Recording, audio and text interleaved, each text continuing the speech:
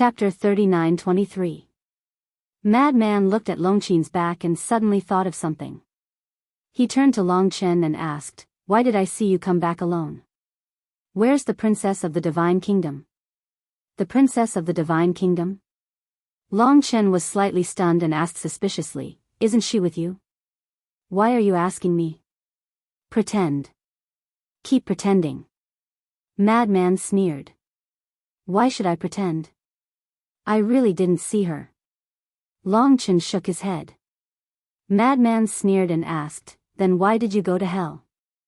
"I was bored and went to enjoy the scenery of hell." "Can't I?" Longqin asked. "You don't want to tell me? Okay. I'll let old Qin come and find you personally." After saying that, Madman opened a space-time tunnel and prepared to leave. He thought that Longqin would definitely stop him after hearing this, but Longqin didn't. He just watched Madman leave quietly. 3 days later, "I'll bring the blood demons over. Don't let me see another dragon." Madman had no choice but to leave these words and entered the space-time tunnel without looking back. After Madman left, Longqin looked up at the sky with a complicated expression. The land of heavy regions. Feng people. Not long after, Longqin descended on the land of the Feng people. "Greetings, Your Highness." A group of old antiques from the Feng people immediately ran out with respectful expressions. If it was in the past, they would definitely scold him immediately. Why did he come to the Feng people? But now, Longqin showed amazing strength and lost Feng Ho's backing. They no longer had the courage. Longqin glanced at the group of people and said indifferently, "Within 3 days, I want to see you Feng people move out of here." "Move out of here?" The group of old antiques was stunned and asked suspiciously, "Your Highness, what do you mean?" "Stupid." Longqin's face was full of disdain. "You don't even understand what I'm saying? You must be stupid." He said, "What I mean is that the dragons have taken a liking to the upper heavy region. You have to give up this place." "What? You dragons want to occupy the ancestral land of the Feng people?" The group of old antiques finally reacted and glared at Longqin. "Yes." Longqin nodded. "On what basis?" "Madman told you to move out of the dragon nest, so you came to occupy our phoenix nest. What kind of logic is this? Do you think we are easy to bully?" The group of old antiques was seething with anger. "Yes. I think you guys are easy to bully, so what?" In front of Longqin, she was an obedient girl, but in front of outsiders, she was different. Arrogant and despotic were not enough to describe her. "You've gone too far, you've gone too far." Seeing Longqin's undisguised attitude, the group of antiques flew into a rage. "Don't think so highly of yourself. I don't even have the mood to bully trash like you. Remember, you only have 3 days. Otherwise, you'll be exterminated." Longqin smiled contemptuously, and a death precept appeared with monstrous power, surging toward the group of old antiques. Then, without waiting to see the result, he turned around and left directly. "Get out of the way." The group of old antiques' faces changed drastically, and they hurriedly fled for their lives. Boom! The death precept blasted into the mountain below. The area with a radius of hundreds of thousands of miles was instantly razed to the ground. Although the group of old antiques fled quickly, they were also affected by the shockwave. They all spat out mouthfuls of blood, and their faces turned pale. However, compared to their injuries, Longqin's attitude angered them more. Why did he ask them to move out of the heavy region?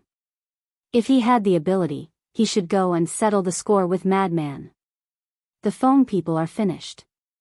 Around them, there were also many people gathered. There were men and women, old and young. They all saw this scene with their own eyes. Everyone's faces were full of despair. Especially the children of the Feng people. Their faces were pale, and their bodies were trembling in extreme fear. Who said that the Feng people are finished? Stop right there. The group of old antiques, who were already angry, immediately became furious when they heard the desperate voices of their people. However, none of the people present uttered a word. Their eyes were incomparably miserable. "Shut up, all of you. The people who bullied us are dragons. If you want to vent your anger, go find them. Why are you yelling at your own people? Do you only know how to fight among yourselves?" The white-haired old woman flew over and looked at the group of old antiques angrily. His words made the group of old antiques feel ashamed and unable to show their faces. "This is all our own fault." The white-haired old woman glanced at the shattered ground below, and then looked at the despairing people around her with a bitter smile on her face. What should the Feng people do now? Do they really have to leave the heavy region? Although the sky cloud realm was very big, apart from the heavy region, she really couldn't think of any other place where the Feng people could take shelter. The eastern continent, the western continent, the northern continent, and the southern continent were all the territories of the human race. Now the human race had the Feather Emperor and the Blood Ancestor. With the relationship between the Feng people and the two, it was impossible for the Feng people to enter the 4 continents. The sky cloud realm? That was also the territory of the little rabbit. It was even more impossible for the little rabbit to take them in. Apart from that, there were 3 other forbidden areas left. However, the lunatic had already said that even the dragons had to leave the land of the Een demons. And the Death Glacier was the territory of the Kirin clan. The remaining land of the buried gods was empty now, but who dared to go there? The land of the buried gods was now the battlefield between the divine kingdom and the sky cloud realm. Not to mention the people below, even the white-haired old woman couldn't help but feel despair.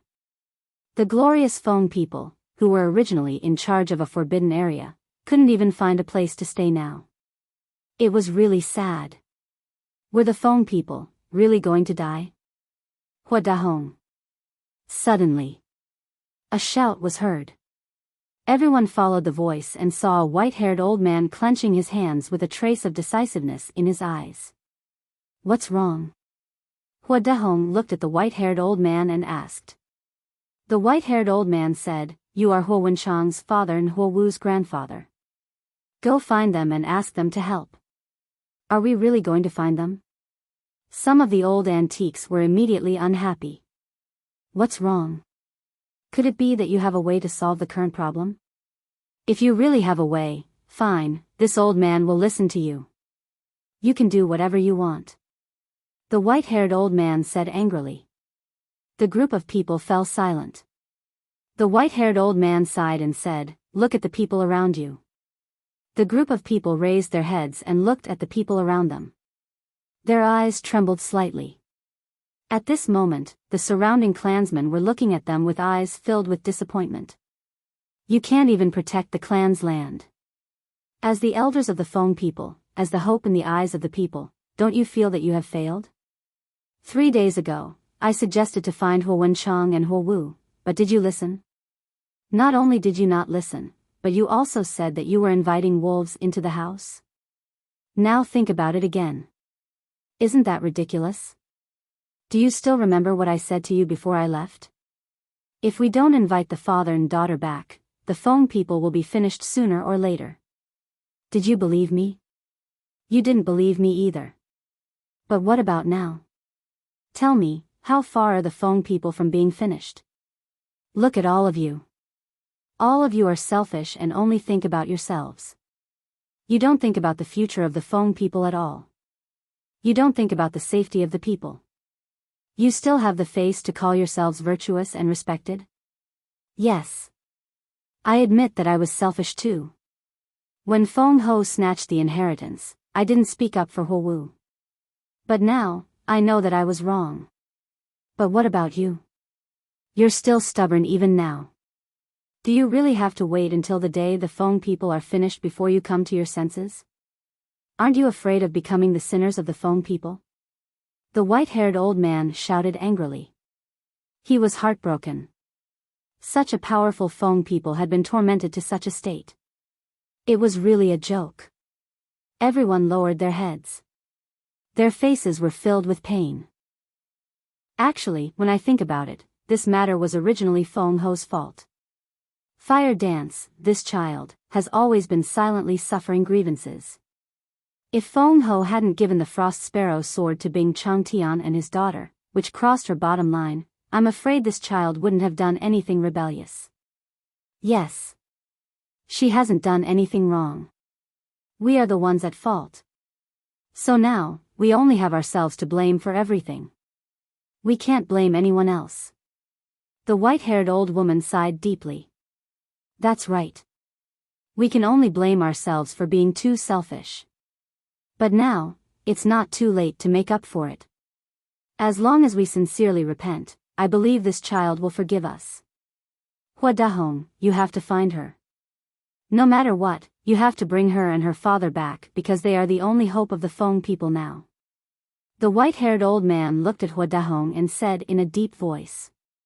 Hua Dahong struggled for a moment and sighed softly. He nodded and said, all right, I'll go, but I can't guarantee it. After all, what we did this time really hurt Wu Er's heart. Just do your best. But we also have to be prepared for the worst. Judging from Longqin's attitude, the dragons definitely have no room for negotiation. It's imperative that they take over our clan's land. So, we still have to be thick-skinned and find the Feather Emperor, the Blood Ancestor, the Little Rabbit, and the Kirin clan. Let's see if we can ask them to give us a place to stay temporarily. The white-haired old man said. I agree. The white-haired old woman nodded. Because at this point, there was no better way. Although this was a very embarrassing thing, they couldn't care less about it now. Besides, the Feng people were like stray dogs now. Did they still have any dignity to speak of? No one has any objections, right? The white-haired old man glanced at the group of old antiques. Everyone looked at each other and shook their heads in the end. Then let's split up. As the white-haired old man waved his hand, the group of old antiques either opened a space-time passage or activated a space-time teleportation divine artifact and quickly left. Sigh. I hope the Feng people can successfully survive this calamity. After the group of people left, the white-haired old man turned to look at the white-haired old woman and shook his head and sighed deeply. We will. The white-haired old woman smiled comfortingly. But would it really happen? She didn't have the confidence herself. This was just a sentence to comfort the people around her. Chapter 39-24. In the evening. Qilin Holy Land. Dad, someone is looking for you outside. A young man in a purple robe quickly walked into a large hall. He looked at a middle-aged man sitting at the front of the hall and said, Looking for me? The middle-aged man was stunned. Yes. The young man in purple nodded. Who is it? The middle-aged man was suspicious. It seems to be someone from the Ice Phoenix clan. The young man in purple pursed his lips, as if he was extremely disdainful of the Ice Phoenix clan. Ice Phoenix clan, the middle-aged man murmured and asked, where are they now? Just outside the exit. The young man in purple said. Okay. I'll go take a look.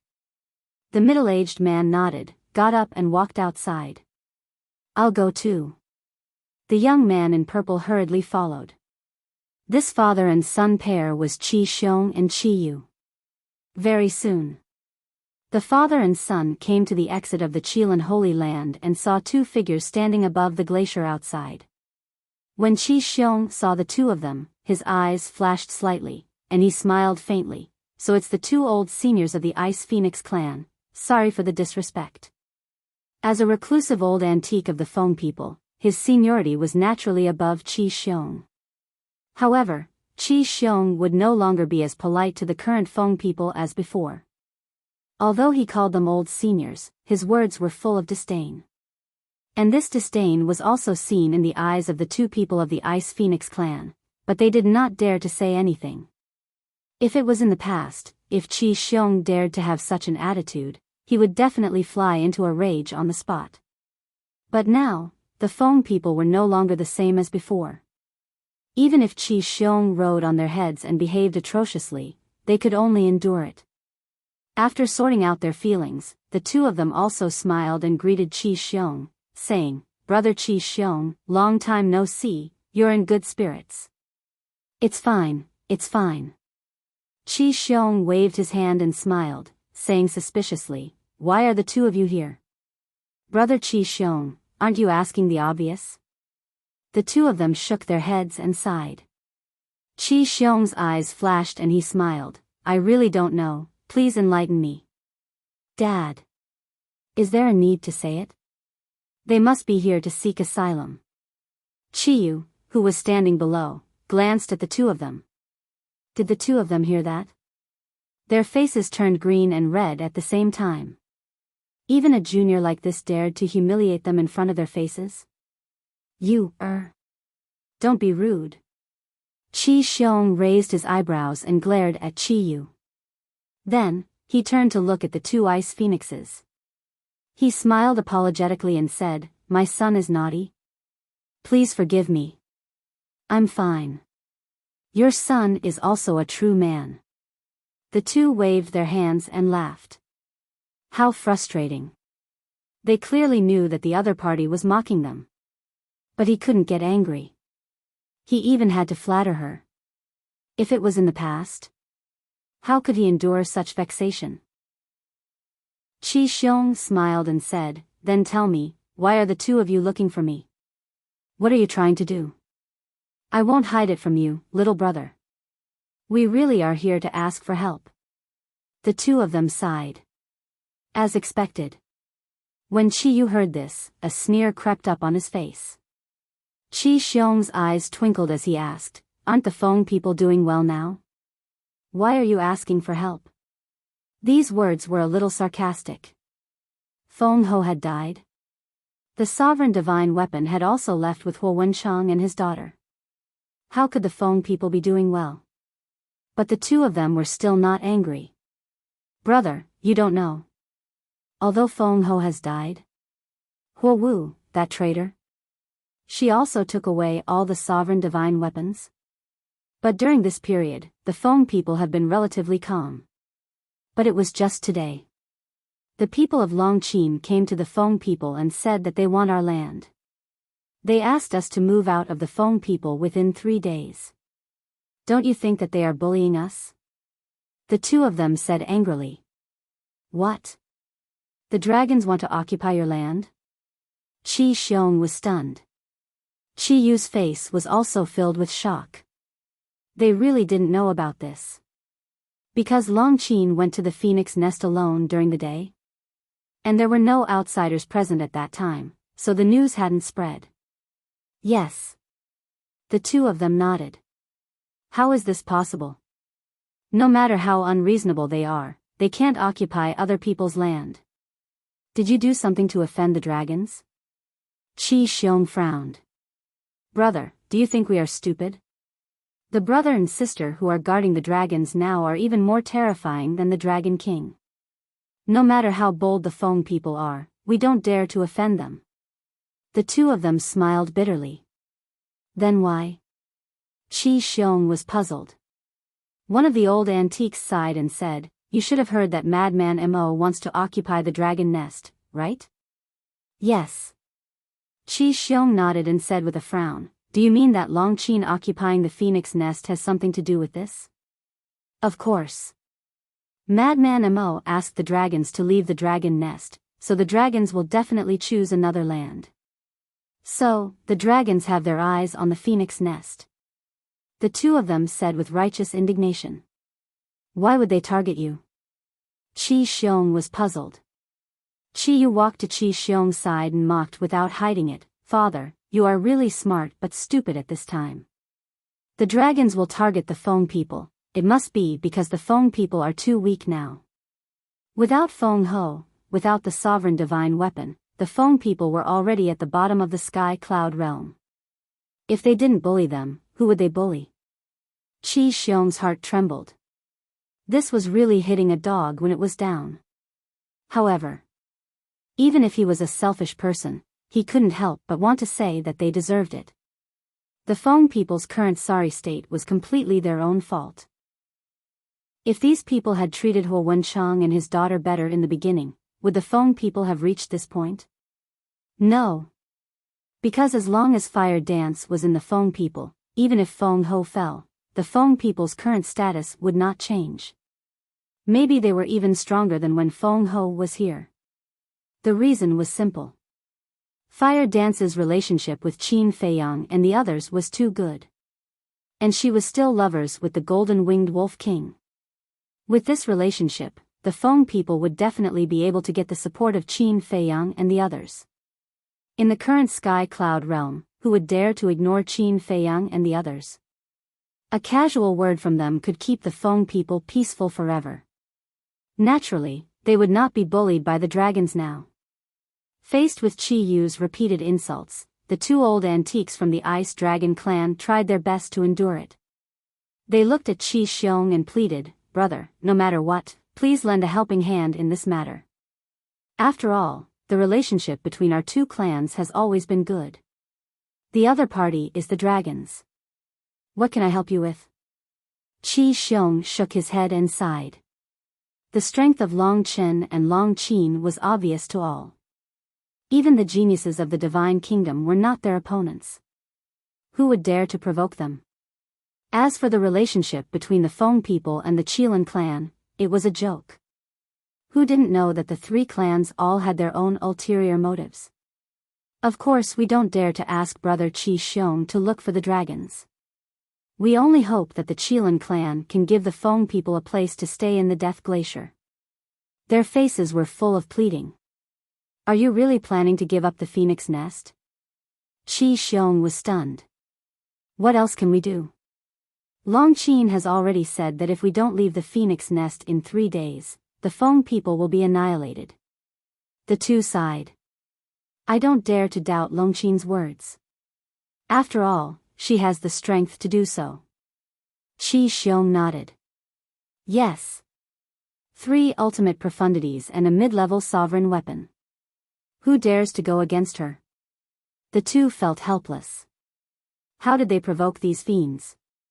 This, you should look for my nephew, Qi Xiaoyun, right? After all, he is the one who can make the decisions for the Qilin clan now. Qi Xiong frowned. At the mention of Qi Xiaoyun, both Qi Xiong and Qi Yu had a displeased expression. We've thought about it. But after considering his relationship with Qin Feiyang, we don't want to take the risk. We still want to ask for your help. After all, you have a high status in the Qilin clan. You should be able to make the decision for such a small matter.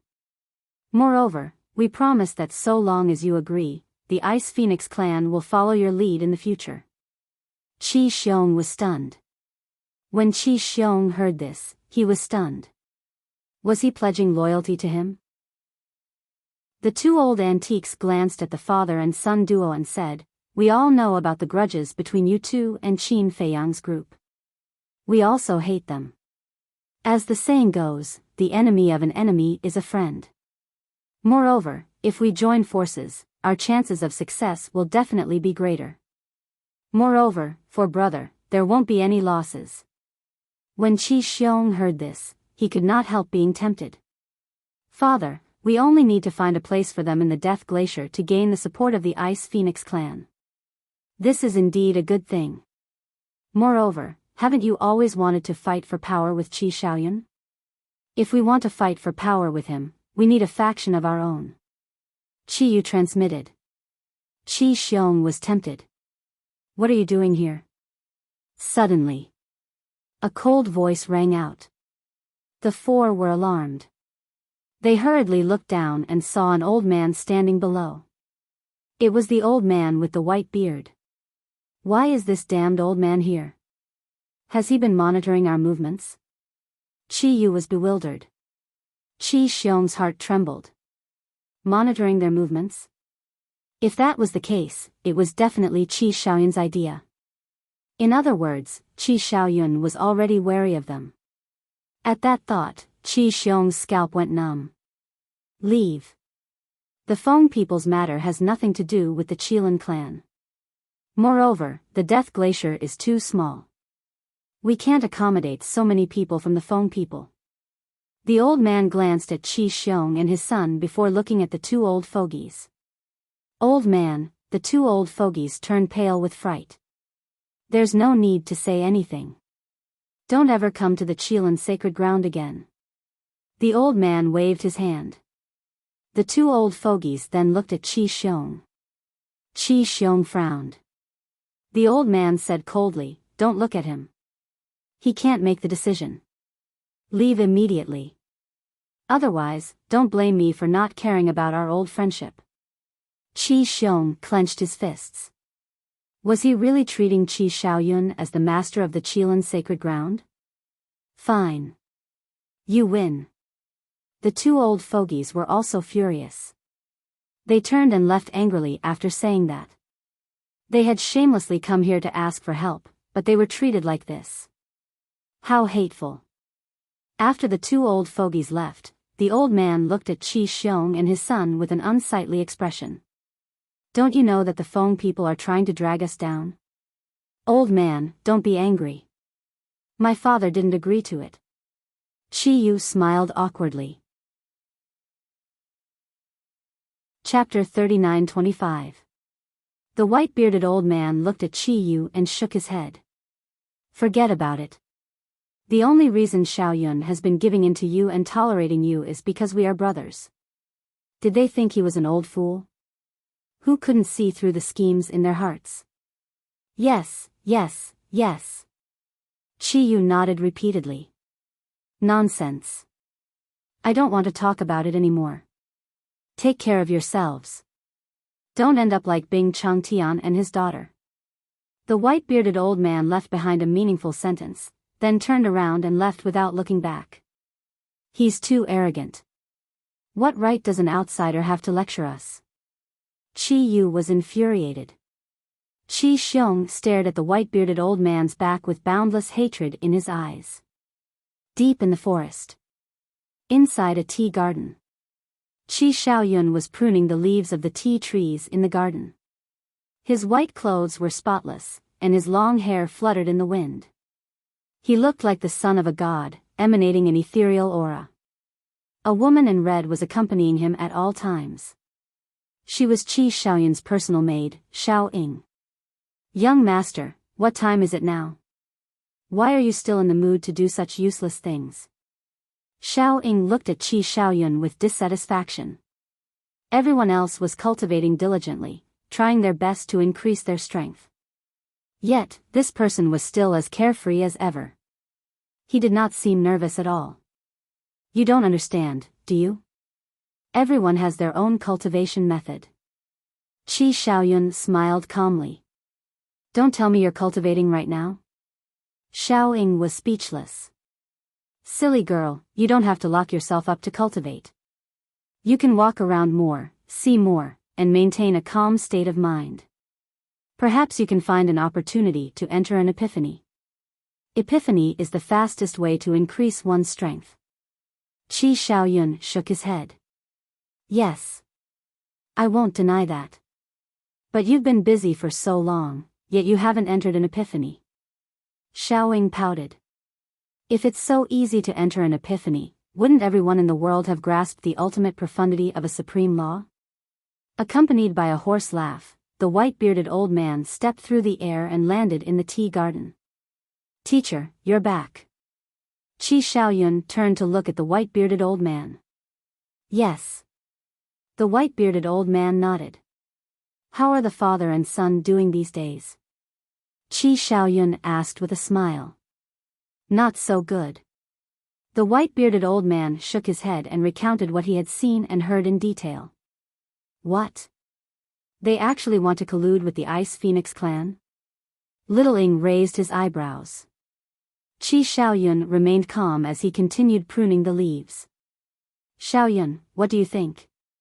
The white-bearded old man asked. Not long after the lunatic went to the dragon's nest, the dragons began to target the Feng people. Obviously, this matter must be related to the lunatic. We can't casually interfere in matters related to this madman. We'll talk about it later. The Feng people have only themselves to blame for their current situation. They don't deserve any sympathy. Qi Xiaoyun shook his head. This old man thinks so too, but Qi Xiong and his son, the white-bearded old man, frowned. He had a feeling that there were two hidden dangers. Qi Xiaoyun smiled and said, our Qilan race can no longer endure any turmoil. All hidden dangers must be nipped in the bud. Littling looked at Qi Xiaoyun in astonishment. He could decide a person's life and death just by talking and laughing. Was this still the young master she used to know? On the other side, the people who had gone to look for Feather Emperor, Blood Ancestor, and the little rabbit were all rejected and returned in disappointment. When they returned to the Feng people and reported the situation to the white-haired old man and the white-bearded old woman, the two felt helpless. They could only pray that Hua Dahong would be able to find something. However, on the evening of the second day, Hua Dahong returned. He was not happy at all. Instead, he was furious. Their eyelids twitched when they saw Hua Dahong's expression, but they still held a trace of hope. The white-haired old woman asked, how did it go? Let alone help, I didn't even see them. Hua Dahong said angrily. Why? Everyone was puzzled. Hua Dahong said angrily, we don't even know where they are now. Then go look for the Devil Palace. With the relationship between the three giants of the Devil Palace and them, they definitely know where they are. The white-bearded old man frowned. Of course I know where to look for them. And for the past 2 days, I've been begging them at the Devil Palace.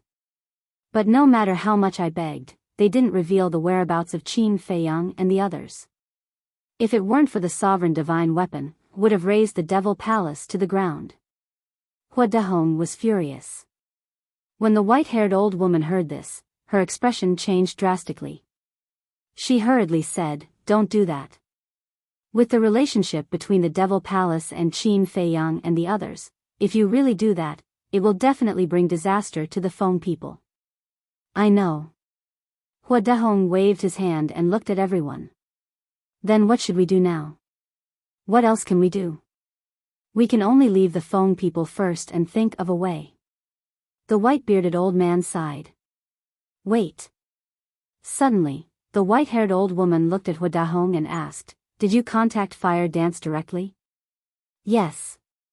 Fire Dance, Wenchang, Zihue, I tried to send a message to them, but none of them responded to me. What a bunch of unfilial children. Hua Dahong was so angry that he was about to vomit blood. Sigh.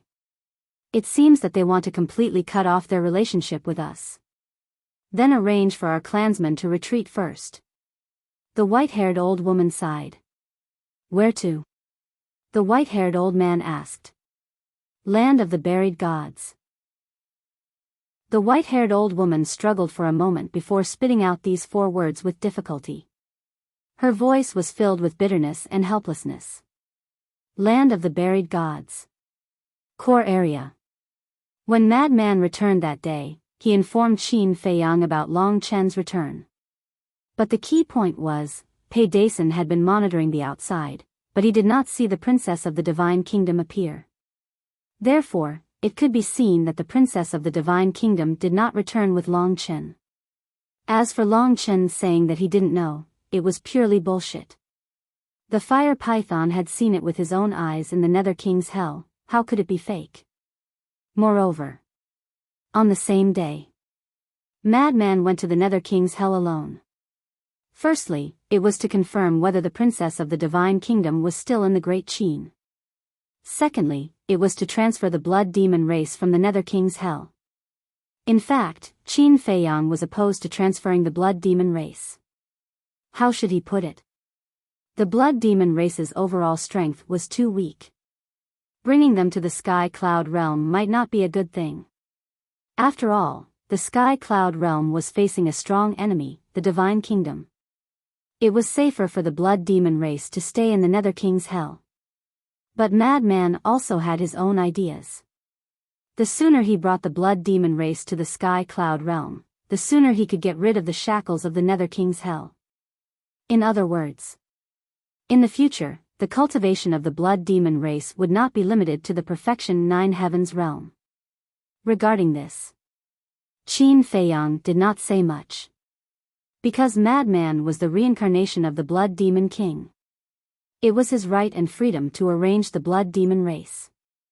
Moreover, according to Madman, King Yu, Big Shui, and the others were also eager to return to the Sky Cloud realm after learning about the history of the Blood Demon race.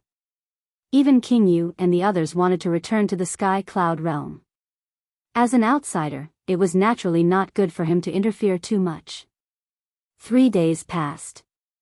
Madman arrived in the sky above the dragon nest as expected. The dragons had already left, not leaving behind a single crystal vein. It was empty. Moreover, the barrier of the heavenly god's sword had also disappeared. The entire core area was filled with a layer of Yin demon power.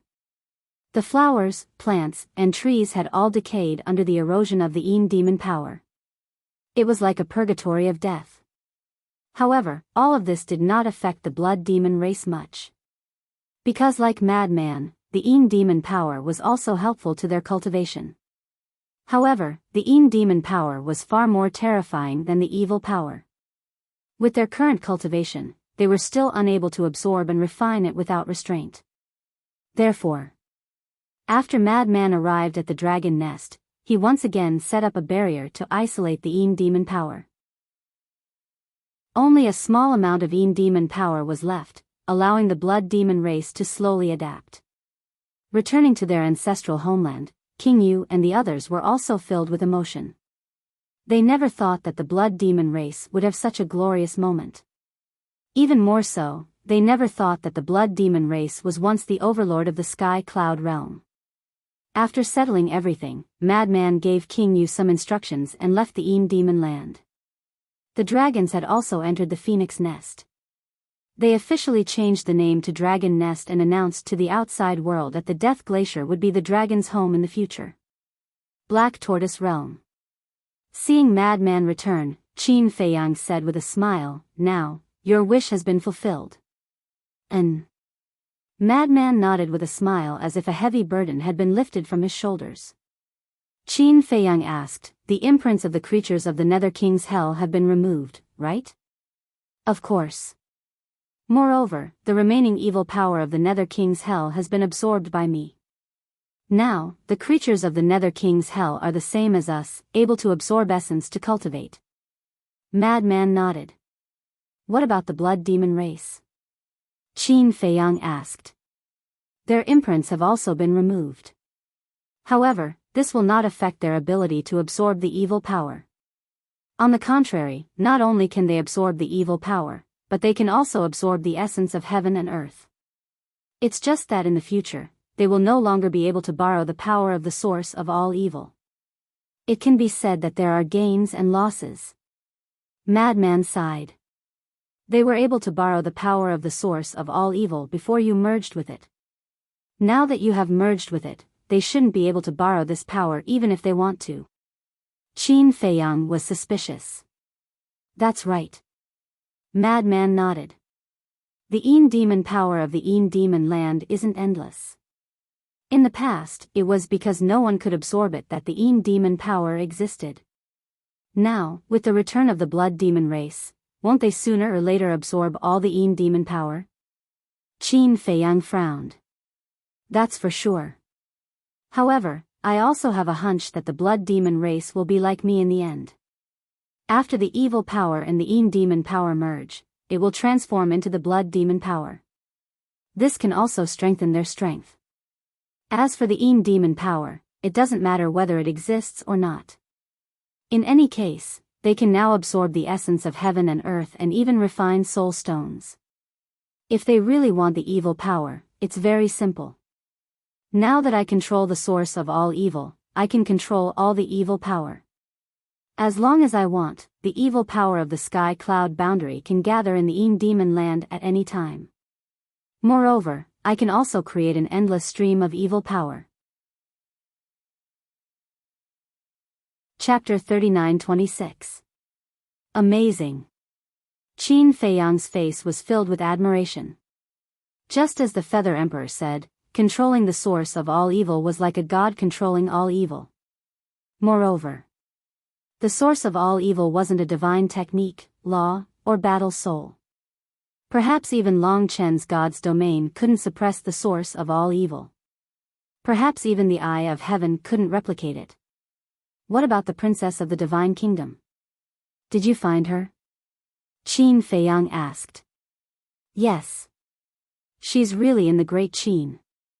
Although she's hiding her cultivation, I can see that she's at the small success sovereign realm. It seems like it's as you guessed. The 3 inheritances that she gave to Yun Xiang were forcefully taken from her body. The madman nodded. Sigh. Qin Feiyang sighed. Why bother? The madman continued, however, I didn't disturb her, so she doesn't know that I went to the Great Qin. Then, did she acknowledge the people of the Qin clan? Qin Feiyang asked. From the conversation between her and your parents, it seems like she didn't acknowledge them. The madman shook his head and smiled. Right, the emperor of the Great Qin is no longer your father, but your younger brother, Qin Haotian. Is that true? Qin Feiyang was stunned. Of course it's true. However, according to what I heard, it seems that your father spent a lot of effort to let him inherit the throne. In the end, it seems that your parents sneaked out of the imperial capital and hid in a small place on the forgotten continent. They threw a lot of trouble in the imperial capital to him, forcing him to deal with the country's affairs. Later, when your parents returned to the imperial capital, they didn't discuss it with Qin Haotian and directly announced their abdication. Your younger brother was stunned on the spot, and by the time he reacted, it was already too late. The madman chuckled. Hearing this, Qin Feiyang shook his head and smiled bitterly. The other princes were all eagerly eyeing the throne, but this brat was different. He had to be swindled by his old father in order to force him to submit. Madman took out a jar of divine wine and moistened his throat before asking, then what's the situation with the Feng people? You'll have to ask Elder Hua. I asked him to send someone to keep an eye on the Feng people's movements. Qin Feiyang took out the divine sound transmission stone. Very soon, Elder Hua appeared. Old man, how are the Feng people now? Madman bared his teeth and asked. Just now, a subordinate came to report. After the Feng people left the phoenix nest, they ran to the land of buried gods. Elder Hua said. Ah. Qin Feiyang and Madman looked at each other. These people were too bold. They even dared to go to the land of buried gods. Didn't they know that the land of buried gods was now the battlefield between the sky cloud realm and the divine kingdom? Would they have gone to the land of buried gods unless they had no other choice? Elder Hua shook his head and smiled bitterly. He looked at Madman speechlessly and said, Brat, don't you think that's a bit of a bad idea? They asked for it, Yi Zichen said. I want to see how long they can last. Madman smiled disdainfully. They can't hold on anymore. Hua Dehong personally came to the demon palace to ask about your whereabouts. His attitude is so humble that even this old man is a bit flattered. Elder Hua shook his head. I'll have to talk to you about this. Madman seriously looked at Elder Hua and said, right now, you have us as your backers. It is only right for him to be humble before you. Ah. Elder Hua was stunned. He shook his head and laughed. It was really like the old saying, 30 years in the east, 30 years in the west. Back then, the demon palace was the backing of Qin Feiyang and Madman. Now, Qin Feiyang and Madman had become the backing of the demon palace. This also reflected a principle, good people will be rewarded. If it wasn't for them helping Qin Feiyang and the others back then, how could they have their current status in the sky cloud realm? Even the dragons and Qilins had to be polite when they saw them now. Boom! Madman wanted to say something, but a terrifying aura suddenly appeared outside. Qin Feiyang and Madman quickly looked at the scene in front of them. The source of the aura came from the door of the divine kingdom. What's wrong? Elder Hua was surprised. Someone from the divine kingdom came. Let's talk later. Qin Feiyang replied and turned off the sound transmission god stone. This aura was a bit familiar. It seemed to be the purple gold divine dragon that fought against the blood demon king. As the aura became more obvious and stronger, Qin Feiyang was finally sure that it was this person. At the same time, Madman also stared at the door of the divine kingdom. Although he hadn't officially seen this person with his own eyes, he could recognize this aura after he recovered his memories. Schwa. A few seconds later, a middle-aged man walked out of the door of the divine kingdom. He wore a purple gold robe and his eyes were filled with anger and killing intent.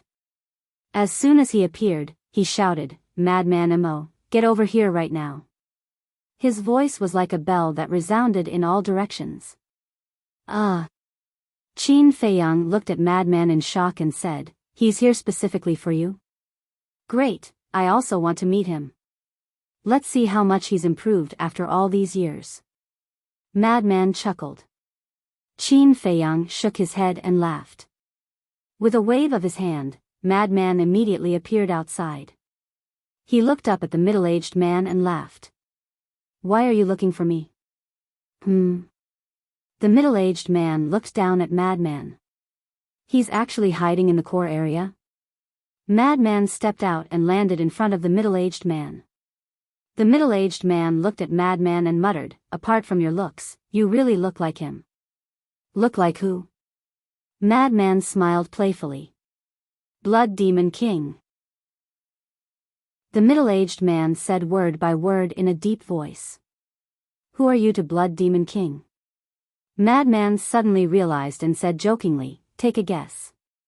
This person must have learned of his methods from the mouth of the god race woman, so he came to the sky cloud realm to question him. From this, it could be seen. This person also hated his previous life's blood demon king to the extreme. Not interested. The middle-aged man shook his head. His eyes were aggressive. "On the contrary, I'm very interested in you. Make your move."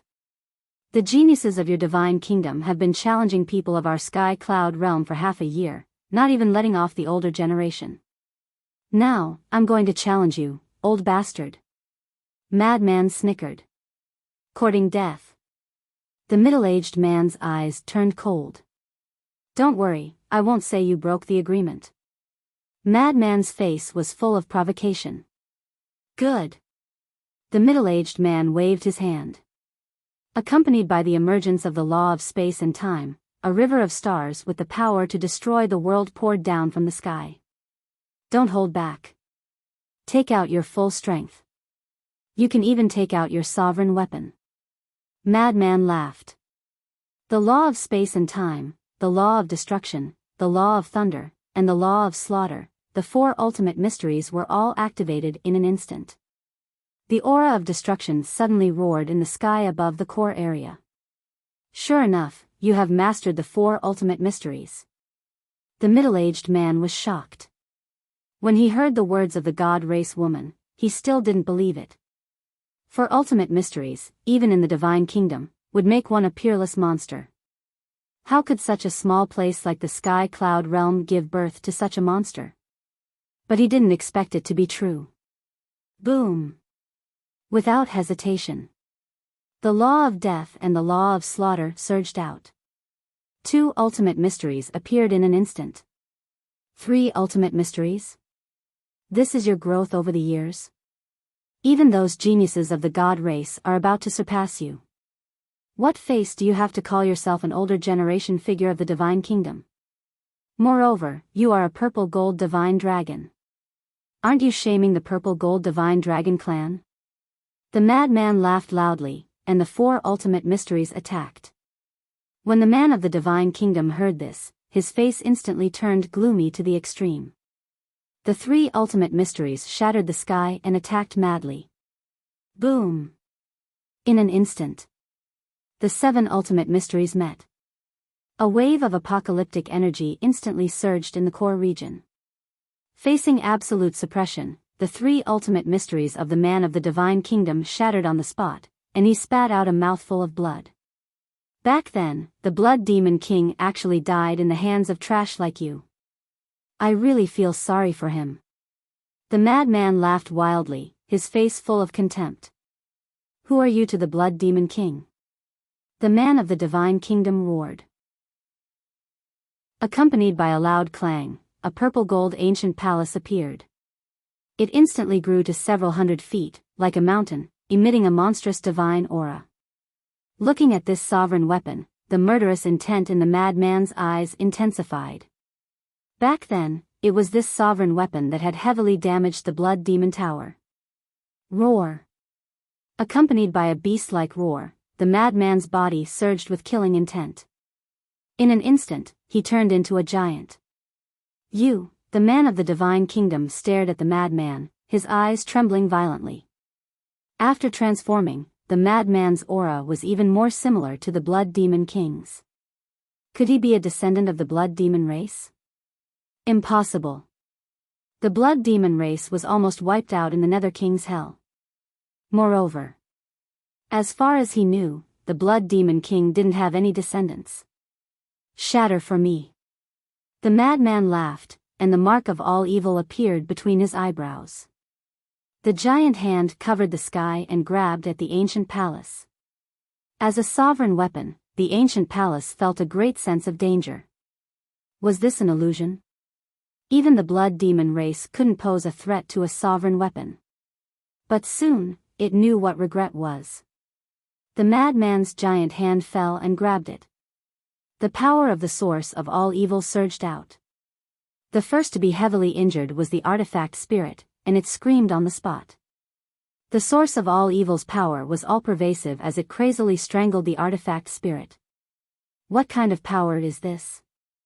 The artifact spirit controlled its body and frantically struggled. However, no matter how hard it tried, it couldn't escape from the madman's palm. Even though it's a pity to destroy a sovereign weapon, you deserve to die. The madman smiled sinisterly, and his strength erupted without holding back. The ancient palace began to shatter. No, the artifact spirit roared. An aura of death shrouded over. How is this possible? This power is actually so similar to the power of the god race's mark? The middle-aged man was shocked. He activated his 3 ultimate profound and charged at the madman, trying to save the ancient palace. However, the madman didn't care about this at all. He raised his other arm and punched out. The source of all evil's power surged. With a loud bang, 2 of the 3 ultimate profound meanings were the ultimate profound meanings of the strongest laws. However, they couldn't withstand the power of the madman's punch at all and shattered on the spot. It was simply unstoppable. Chapter 39:27. It's really the same as the god race's mark. The middle-aged man's eyes trembled. What kind of power was this? How could it be so powerful? No, at the same time. Accompanied by a shrill scream, the ancient palace in the madman's hand was completely shattered, and the artifact spirit was also annihilated. A sovereign-level divine weapon was destroyed just like that. This scene was simply too shocking. Qin Feiyang, who was standing in the Black Tortoise realm, couldn't help but narrow his eyes. Was this the madman's current strength? There was no suspense. This guy was definitely the strongest person in the Sky Cloud realm. Just by relying on means alone, without the sovereign-level divine weapon, even Long Qin couldn't be the madman's opponent. If the 2 of you fought, who would be stronger? At this time, a voice sounded from the side. Qin Feiyang and Pei Dason were taken aback. They turned their heads and saw Fire Dance standing beside them. When did you come? I've been here for a while, but you were too engrossed in the battle and didn't notice me. Fire Dance shook her head and smiled. However, this battle was indeed exciting. To be honest, Pei Dason pondered for a moment, looked at Fire Dance and said seriously, I think the young master is still better. After all, the young master has 3,000 incarnations and the eye of heaven. The madman also has a blood eye. Fire Dance frowned. So what if it's a blood eye? It's useless against 3,000 incarnations. Pei Dason smiled proudly. That's true. Fire Dance nodded.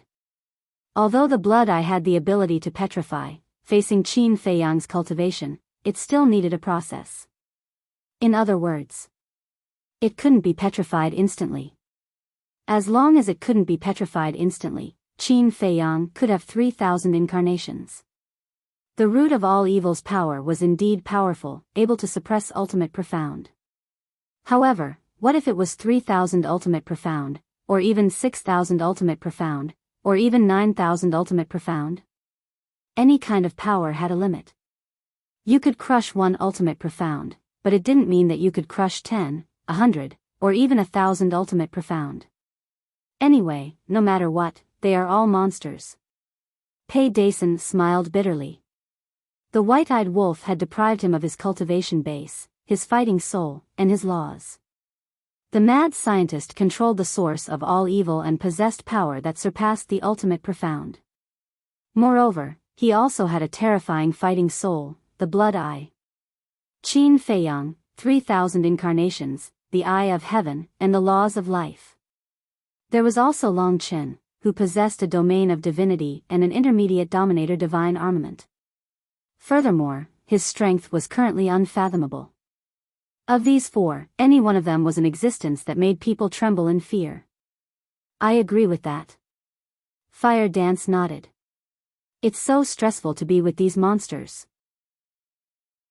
You guys are too imaginative. I don't know about Long Chen, but between senior brother Feng Zi and the white-eyed wolf, we will never be able to fight, so there is no such thing as who is stronger and who is weaker. Qin Feiyang looked at the two of them speechlessly, then continued to look at the battlefield outside. The sovereign weapon, Gu Palace, was enough to declare the destruction of both its soul and body. With the destruction of Gu Palace, the hatred on the mad scientist's shoulders seemed to have lessened by a lot. The obsession left behind in his previous life was this person in front of him and this sovereign weapon. As long as he could kill this person and destroy this sovereign weapon, he could finally give an explanation to his clansmen who died in the battle back then. At the same time, it was also an explanation to his previous life, the Blood Demon King. Terrifying, it's really too terrifying. The man from the Divine Kingdom turned pale. He originally thought that the Blood Demon clan had been wiped out back then, but he didn't expect that such a terrifying young man still existed in this world. He was many times stronger than the Blood Demon King back then. Whoosh! Suddenly, he turned around abruptly and rushed toward the door of the Divine Kingdom without looking back. Ji Yunhai, are you trying to escape? The mad scientist asked. What? The man from the Divine Kingdom's eyes trembled. He turned his head and stared at the mad scientist in shock. How do you know my name? Because I have fused with the Blood Demon King's memories and inheritance. I know everything about you like the back of my hand. Pay the price for the slaughter you committed back then. Madman used the specter ghost steps. Like a ghost, he instantly appeared in front of Ji Yunhai and punched out. Ji Yunhai's eyes trembled. Could it be that this person's aura was so familiar? It turned out that he had fused with the Blood Demon King's memories and inheritance. In other words, this person was now the incarnation of the Blood Demon King. Blood Demon King, when enemies meet, their eyes turn red. Roar! Accompanied by a deafening dragon roar, Ji Yunhai transformed into his original body. A huge dragon appeared in the sky. The scene that happened in the underworld was replayed once again. A huge giant against a huge dragon. The two behemoths collided crazily. For the mad scientist who had recovered the memories of his previous life, this scene was too familiar. He would never forget it. Similarly, it also made him recall the scene of countless creatures dying in despair in the underworld. Your sins are monstrous. Even if you die today, it will be difficult to atone for your sins. The mad scientist roared.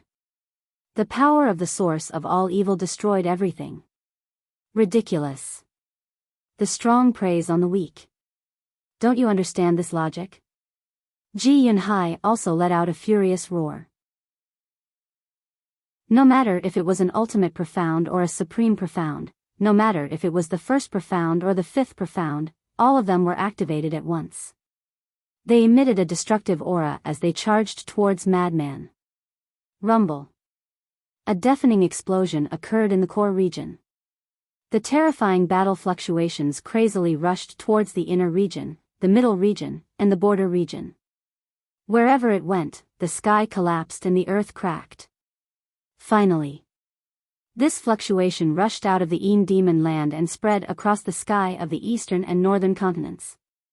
It was like the might of the heavens, shocking countless creatures. What's going on? What a powerful fluctuation. It seems to be from the land of buried gods. That's right. It's from the land of buried gods. Wait. This seems to be the mad scientist's aura. The other aura feels like, right, the purple gold divine dragon. The mad scientist is fighting with the divine kingdom's purple gold divine dragon? Such a terrifying fluctuation. How fierce is this battle? Everyone looked at the land of buried gods from afar. There was a trace of excitement in their eyes, but there was also a trace of worry. The mad scientist's strength was obvious to all. To be able to fight with the mad scientist like this, the other party was definitely not an ordinary person. However, the unluckiest ones were the Feng people. They had just moved to the land of buried gods and had yet to set up camp in the border region when the battle in the core region broke out. They had already sensed it the moment the mad scientist and Ji Yunhai fought. They originally thought that the battle fluctuations would not affect the border region. After all, the land of buried gods was very big. But they never expected that such a terrifying fluctuation would erupt in the end. The older generation of the Feng people were still fine. After all, they were so far away and could barely withstand the battle fluctuations.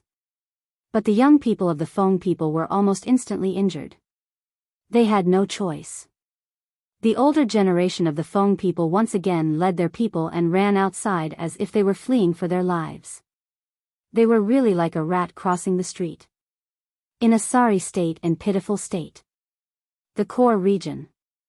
The wind whistled and waves of air surged. At the center of the battlefield, the mad scientist was like a demon king, his aura swallowing heaven and earth. His fist shattered all the profound laws and directly smashed towards Ji Yunhai's head. This is the difference between you and me. Go repent in hell. The mad scientist smiled coldly. Seeing that mountain-like giant about to land on Ji Yunhai's head, Ji Yunhai suddenly smiled sinisterly. The one who is going to hell is not me, it's you. Boom. As his voice fell, a destructive aura rushed out from Ji Yunhai's dragon body. Self-destruction.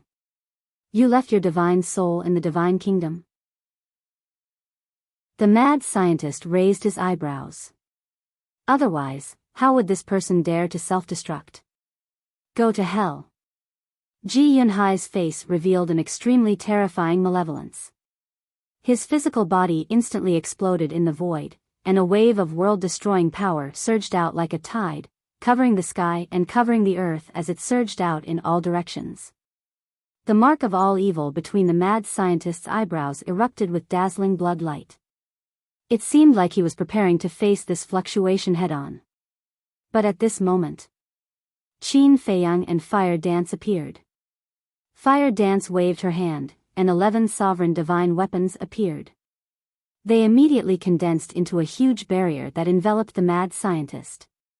The mad scientist was stunned. He looked at Qin Feiyang and Fire Dance with displeasure and said, "Aren't you two meddling in other people's business? Good intentions don't get rewarded?" Fire Dance raised her eyebrows in dissatisfaction. "I know you're very strong now, but there's no need to take such a risk." Qin Feiyang shook his head. "You finally admit that I'm stronger than you now?" The mad scientist laughed proudly. "Shameless." Qin Feiyang rolled his eyes. He looked up at the Divine Kingdom's gate with a regretful expression. It was a pity that Ji Yunhai left his divine soul in the Divine Kingdom. Otherwise, the ending would be perfect. No need to feel regretful. If I can kill him once, I can kill him a second time in the future. Let's talk about it later. His sovereign divine weapon has been destroyed. I've collected some interest. The mad scientist laughed. Qin Feiyang nodded and asked, you said that his name is Ji Yinhai? Yes. That's the surname of the purple gold divine dragon. The mad scientist nodded. Qin Feiyang suddenly realized and asked suspiciously, then is the surname Jiang the surname of the god race? How would I know? The last time, the god race didn't appear at all. However, the god race really can't be underestimated. Even the purple gold divine dragon race wouldn't be their match without 3,000 incarnations. The mad scientist said solemnly. I think so too. Qin Feiyang nodded. The power of the god race's mark was too terrifying. It was exactly the same as the mad scientist's mark of all evil. Fire Dance thought for a moment and looked at the mad scientist suspiciously. Then, in the divine kingdom, other than the god race and the purple gold divine dragon race, are there any other races? There must be. There are also humans in the divine kingdom. I've already inquired about the first 10 prodigies that appeared. Other than the so-called Ryuko, the other 9 should be human prodigies of the divine kingdom. The mad scientist said. Hearing this, Fire Dance pondered for a moment and smiled. It seems that the status of humans in the divine kingdom is inferior to the purple gold divine dragon race. Because at that time, the 9 human prodigies were very respectful to Ryuko. You're still worried about their situation? Back then, it was these damned people who crazily invaded our sky cloud realm with the purple gold divine dragon race. The mad scientist snorted coldly. I'm not worried about their situation. I'm just a little curious about the situation of the divine kingdom. Fire Dance shook her head and smiled. Chapter 39:28. The speaker didn't mean it, but the listener did. When Qin Feiyang and Madman heard Fire Dance's words, they immediately looked up at the gate of the divine kingdom, their eyes flickering. Don't let your imagination run wild. After being together for so long, Fire Dance had already figured out the characters of Qin Feiyang and Madman. Looking at the eyes of the two, she knew that these two guys must be thinking about the divine kingdom. Don't say it. I really want to go to the divine kingdom to take a look. Qin Feiyang chuckled. As expected of brothers, we all think of the same thing. Madman smiled slyly. As expected. Fire Dance rolled her eyes. I had this idea before, but at that time, you and White-Eyed Wolf hadn't come out of seclusion, so I wasn't confident. But now, I think we can give it a try. Qin Feiyang looked at Madman and said. When Fire Dance heard this, she hurriedly said, Hey, don't take it seriously. But the two turned a deaf ear and discussed enthusiastically. Just us and Brother Wolf shouldn't be enough. How about we call Long Chen and Long Qin? Madman smiled slyly. Good idea. Dragging the siblings into the water is tantamount to tying up the ice dragon. Qin Feiyang nodded. That's right. If anything happens to the siblings in the divine kingdom, I don't believe that ice dragon will sit back and do nothing. It's best to call that mysterious young man as well. That guy's strength is unfathomable.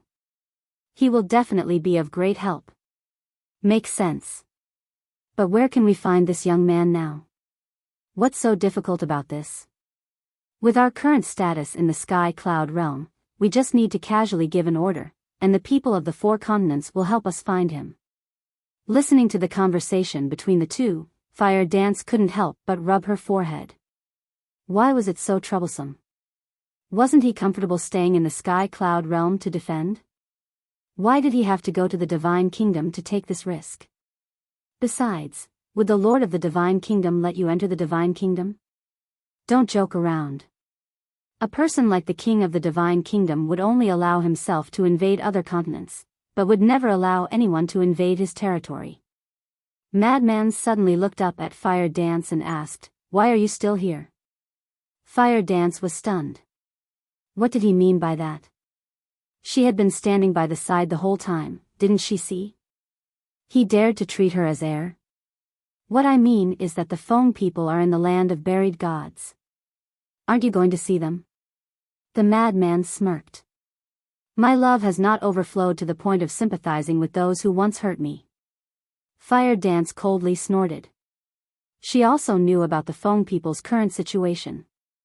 When Qin Feiyang and the mad scientist sent a message to Elder Hua, she was watching from the tea garden. Ah! Madman looked at Fire Dance in surprise. Now, this woman's performance really made people look at her in a new light. Anyway, for now, I have to help keep an eye on you. Don't do anything stupid. Fire Dance said expressionlessly. What do you know? We can't beat the Divine Kingdom if we keep passively defending like this. Because if you drive away a group of people, they will soon send another group. So, we have to find a way to take the initiative to attack. Madman rolled his eyes at her. But we can't just charge into the Divine Kingdom. Fire Dance angrily glared at Madman, then thought for a moment and said, if you want to go, fine, but let me tell you, don't drag my husband into it. You haven't even married yet, and you're already talking about my husband. Woman, I think it's better to be reserved. Madman looked at Fire Dance playfully, causing her face to turn red. Don't worry. If we want to go, we will definitely plan it well. Besides, White-Eyed Wolf is still on Sky Cloud Island, and we don't know when he will come back. Qin Feiyang smiled. After all this time, you still want to drag him into it? Fire Dance frowned. Nonsense. We are brothers, we will share blessings and misfortunes. Let's talk about it later. When Brother Wolf knows about this, will he still need us to instigate him? At that time, I'm afraid he will run faster than us. Madman said sneakily. Sigh. I can only say that he is careless in making friends. Fire Dance sighed helplessly. You are just jealous of the friendship between us brothers. Madman laughed loudly. I'm jealous, so what? Anyway, he has a family now. Shouldn't you think about me, his family? Fire Dance immediately pouted in a fit of pique. Don't worry about this. I will never let you be a widow. Madman bared his teeth. Damn Madman, what are you talking about? Fire Dance gnashed her teeth in anger. Still embarrassed? Brother Wolf already said that you guys have already, that, Madman pursed his lips. What? Fire Dance was suspicious. We are all on the same side, what is there to hide? It's nothing more than that between men and women. Madman despised. Fire Dance's cheeks turned red again, and she said angrily, how can there be such a thing? He is talking nonsense.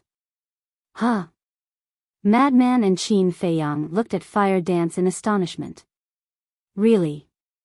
We are still, in a very pure relationship. Fire Dance lowered her head, blushed, and said embarrassedly. It can't be. That damn wolf cub lied to us? Qin Feiyang and Madman frowned. Fire Dance asked suspiciously, when did he say that to you? Madman said, it was when he gave you the inheritance of the law of fire in the Sky Bell Divine Treasury. No wonder you said so many strange things at that time, about having a child early, about growing old together, so. Fire Dance was furious when she heard that. This bastard actually dared to talk nonsense outside. Wasn't this ruining her reputation? Qin Feiyang and Madman were still fine because they were on the same side, but if outsiders knew about it, how would they talk about her? Qin Feiyang looked at the angry Fire Dance and said angrily, this bastard is really too much. Not only did he ruin your reputation, but he also deceived us. Senior brother, let's go to Sky Cloud Island to settle the score with him now. Okay. Madman nodded. Don't. Seeing this, Fire Dance hurriedly stopped the two and said with concern, maybe he is in seclusion now. It's better not to disturb him.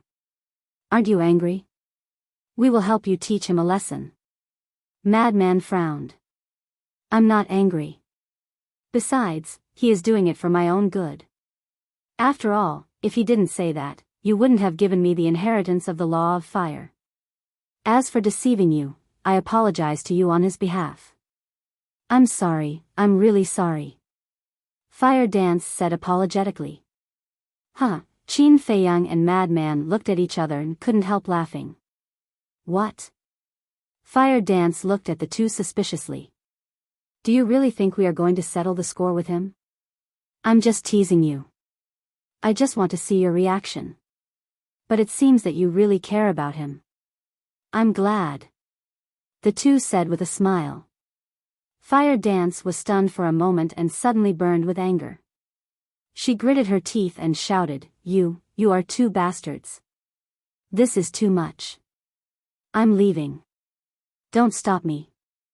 After saying that, she put away the sovereign divine weapon and left in a fit of anger. Bye, I won't send you off. Madman waved his hand lazily and grinned. Fire Dance's expression froze. What kind of people were these? It was fine if they didn't stop her, but they actually said goodbye? Bastards, really bastards. She walked out of the inner area with a stomach full of anger. She can't be really angry, right? Madman was stunned. He thought that she was just angry, but he didn't expect it to be true. If the white-eyed wolf knew that they drove his wife away, wouldn't he kill them? She is not so careful. She just wants to give herself a way out. She wants to see the people of Feng people. You really don't care? Impossible. Qin Feiyang shook his head. So that's how it is. You scared me. Madman patted his chest and turned to look at Qin Feiyang. He chuckled and said, You know how to read people's minds. Do you still need to figure it out? Just think about it from another perspective. With Fire Dance's personality, even if the Feng people don't treat her well, she won't be at ease. Besides, now that the culprits, Feng Ho and Bing Changtian, have died, and Bing Running is suppressed in the Soul Sealing Valley, she might have already vented her anger. She just doesn't want to bow down to the Feng people because of her face. Qin Feiyang smiled.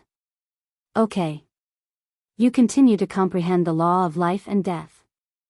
I'll go to the dragon nest and discuss with Long Chen. With that said, Madman opened a spatial passageway and ran in without looking back. You are really impatient. Qin Feiyang shook his head and smiled. He raised his head and looked at the door of the Divine Kingdom. If he joined the Long Chen siblings and the mysterious youth, he might really be able to give it a try. Moreover, the Divine King of Primal Chaos gave him the insight. The most important sentence was, Put yourself in death and fight to live. The meaning of this sentence had always confused him. Therefore, he also wanted to go out and see something different. Perhaps it would give him some inspiration. Back at the Black Tortoise world, Qin Feiyang asked Pei Dason to continue to keep an eye on the outside while he took out the divine sound transmission stone and sent a message to Elder Hua, the vice leader, He Zhongtian, and the Sky Palace master, asking them to help find the whereabouts of the mysterious youth. Moreover, he also sent a message to the Sea Lion Island and asked it to help find him. As for the Sea Lion Emperor and the others, there was no need to bother them with such a small matter. After all, they had merged with the law of life and were all cultivating in seclusion. After pondering for a while, Qin Feiyang activated the divine sound transmission stone again. Buzz. Soon, a woman in white appeared. Qin Dage, you are finally willing to send me a message. I thought you had forgotten me. This woman was Yu Qing. After more than 100 years, this woman was now more mature and charming. Now in the sky cloud realm, Yu Qing was absolutely considered a goddess-level figure. It was not that she was very beautiful, but because of her identity and status. The Tianhua building was now spread throughout the entire sky cloud realm and had become the fifth force outside of the Demon Slayer Palace, the Divine Palace, the Rogue Cultivator Alliance, and the Sky Palace. However, she was quite low-key. Moreover, she had always been respectful to the Demon Slayer Palace, the Divine Palace, the Sky Palace, and the Rogue Cultivator Alliance. Because this was the way of business. Mutual respect, mutual reliance, and honesty. Only then could one become bigger and stronger. Haven't I been busy all this time? Qin Feiyang smiled slightly. The Tianhua building could be said to have risen in the sky cloud realm under his watch. And it was also due to his contribution, so he had a special feeling for the Tianhua building. Chapter 39-29. I know. I'm busy fighting with the Divine Kingdom. I have to thank you heroes who are fighting on the front line. If it weren't for your efforts, how could we have such a peaceful life now? I just want to say that we have been friends for many years. If you have time, you should visit each other more often. Otherwise, as time passes, our relationship will slowly fade. Yuqing smiled slightly. To be honest. Although the Tianhua building that she managed, including the Mingyu that Qin Feiyang gave to her, was now all over the Tianyun realm, she knew that no matter how well she did, no matter how much power and wealth she had, she would never be able to compare with people like Qin Feiyang. To put it bluntly, it was like the difference between the mortal world and the cultivation world. In the mortal world, no matter how high your status is or how much power you have, you can't compare with a cultivator in the cultivation world. Not to mention, people like Qin Feiyang were still standing at the top of the cultivation world. She was worried. As Qin Feiyang's strength became stronger and stronger, he might slowly look down on her, a mortal woman, in the future. Don't think so much. Friends are for life. When I'm free in the future, I will often visit your Tianhua building.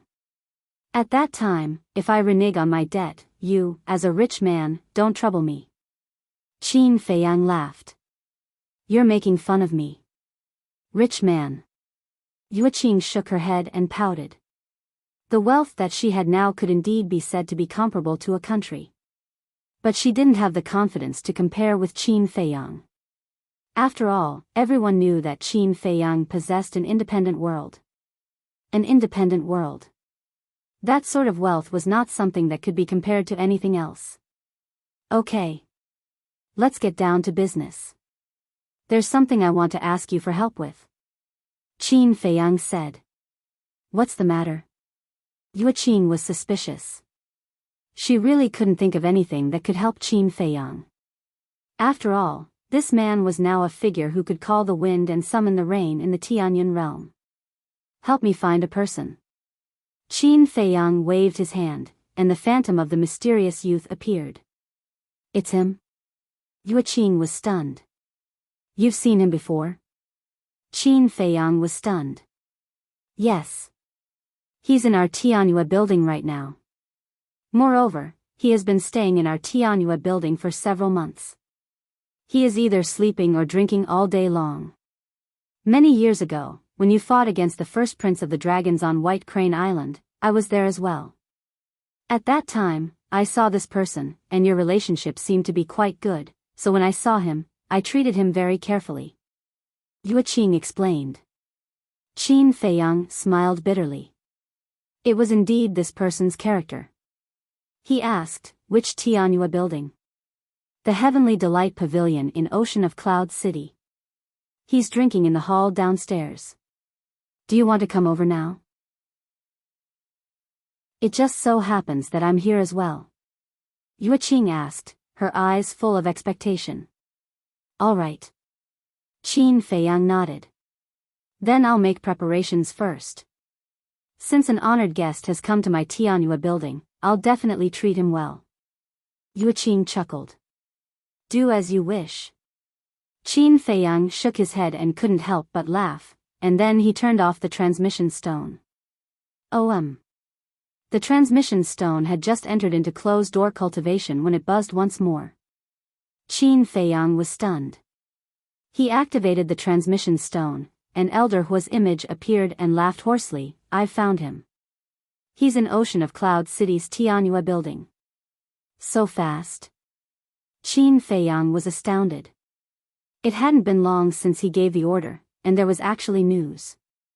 His efficiency was extraordinary. Elder Hua chuckled, Qin Feiyang, whose name shakes the entire Sky Cloud continent. How could I dare to neglect Lord Qin's orders? You're making fun of me as well. Qin Feiyang was speechless. Elder Hua shook his head and smiled, all right. I won't tease you anymore. Why are you looking for him? It's a private matter. Then that's all for now. I won't disturb your cultivation. After saying that, Qin Feiyang turned off the divine sound transmission stone. With Elder Hua's character, he definitely couldn't let him know about their plan. Otherwise, he would definitely advise them endlessly like Hua Wu. Moreover, he didn't want Elder Hua to worry about him because of this. After putting away the transmission stone, Qin Feiyang appeared outside with Pei Dason and instructed, be sure to keep an eye on him. Once you see him, immediately send me a message. Okay. Pei Dason nodded. When Qin Feiyang left, he was still a little worried, so he handed the horsetail whisk to Pei Dason. After all, the people of the Divine Kingdom could descend here at any time. Giving Pei Dason a ruler weapon wasn't enough to kill the enemy, but it wasn't a problem to escape with him. Ocean of Cloud City. Although the 4 youths from the god race had come here and caused a ruckus and almost massacred the city, half a year had passed, and the impact wasn't great anymore. People's lives were still the same. But compared to before, the number of people walking on the streets had obviously decreased. As the saying goes, pressure is motivation. Facing a colossus like the Divine Kingdom, those who were a little more sensible would definitely not run out every day like before. Especially the disciples of the Demon Palace. Without special circumstances, they wouldn't leave the Demon Palace and cultivate wholeheartedly. However, no matter how serious the situation was, as a layman, it was inevitable that they would have to socialize. So, the various restaurants were still quite lively. Especially a colossus like the Tianyue restaurant, it would welcome a large number of guests every day. At this moment, in the magnificent hall, there were dozens of tables of guests sitting. The current scale of the Tianyue restaurant in Ocean of Cloud City wasn't small. It was almost a dozen times larger than before. Because this place could be considered the headquarters of the Tianyue restaurant. Yueqing had made his fortune here. As the first place to make his fortune, it naturally had to be well decorated. And now, the topic that everyone was discussing the most was undoubtedly the war between the Divine Kingdom and the Sky Cloud Realm. Long Chen, Long Qin, Yun Xiang, Li Feng, and Madman naturally became the focus of discussion. Because these few times, they were the ones who drove away the groups of people from the Divine Kingdom. Especially before. Madman's battle with Ji Yunhai in the core area had shocked the entire eastern continent. So, he naturally became the focus of attention. In a corner of the hall, there was a table for 2 people. A young man in tattered clothes was drinking wine lazily while looking through the window at the pedestrians on the street outside with lifeless eyes. He didn't say a word throughout the entire process. The topics of discussion at the other tables didn't arouse his interest at all. It was like he was in an independent space and didn't fit in at all. However, when the other guests occasionally glanced at the young man, there was a trace of reverence in their eyes. Suddenly, on the top floor, the door opened. A woman walked out. She was graceful and charming. It was Yueqing. Miss Yueqing, so you're also in Cloud Sea City. I thought you were in another branch. It's really rare to see a benefactor like you. When Yueqing arrived at the hall, familiar people greeted her one after another. How am I a benefactor? Everyone here is the benefactor of Tianyue Building. Because without everyone's support, Tianyue Building wouldn't be where it is today. Everyone, eat and drink well. Today's expenses are free of charge. Yueqing smiled. She was very happy. Free of charge? Really? Miss Yueqing, what kind of good thing did you encounter? You're so happy. Everyone was stunned. Later, there will be a true benefactor coming to Tianyua building. Yuqing smiled. What benefactor? Everyone was curious. You'll know later. Yuqing smiled mysteriously. She walked to the young man and whispered, Young master, can you please go to the private room upstairs? Reason. The young man turned his head and looked at Yuqing lazily. Yuqing glanced at the other guests and said telepathically, Qing Dage will come to you later. I guess he has something to do. There are too many people in the hall, so it's better to. Is he the benefactor you mentioned? The young man was stunned. Yes. Yuqing nodded and said to herself, Tianyua building is where it is today entirely because of Qing Dage. Therefore, he is not only my benefactor, but also the benefactor of the entire Tianyua building. Not bad. You've achieved glory, but you still don't forget other people's kindness. The young man nodded and smiled with appreciation. He waved his hand and said, There's no need to go upstairs. Just stay here. I'm too lazy to move. Yuqing's mouth twitched. Can't even be bothered to walk a few steps. There was actually such a lazy person. She had really learned something new. All right, as long as you're happy. Seeing that the young man ignored her, Yuqing turned around and walked to the counter. She looked at the waiter standing behind the counter and said, Prepare a pot of the best wine. Okay. The staff nodded. Wait, all of a sudden. Yuqing stopped the waiter again. After pondering for a while, she shook her head and said, I don't want wine because he doesn't like to drink. How about this, bring me my precious tea leaves. Your precious tea leaves? The waiter was stunned and asked, Are you sure? Of course I'm sure. Go ahead. Yuqing waved her hand. The waiter left with a look of disbelief. He had worked in Tianyua building for decades, so he knew the owner of the building very well. Her precious tea leaves were the king of teas and were extremely rare. Usually, she wouldn't take them out even when she was entertaining the influential people of Cloud Sea City. Even the people of the city lord's mansion didn't have the chance to drink it. But now, not only did she come downstairs personally, she even took out the best tea leaves. Who exactly was the person who was going to come later? He was being treated so well. Very soon. The waiter walked over with an exquisite teapot. He looked so careful as if he was afraid that he would accidentally drop the teapot. He put down the teapot gently and was about to get the tea set. No need. I'll do it personally.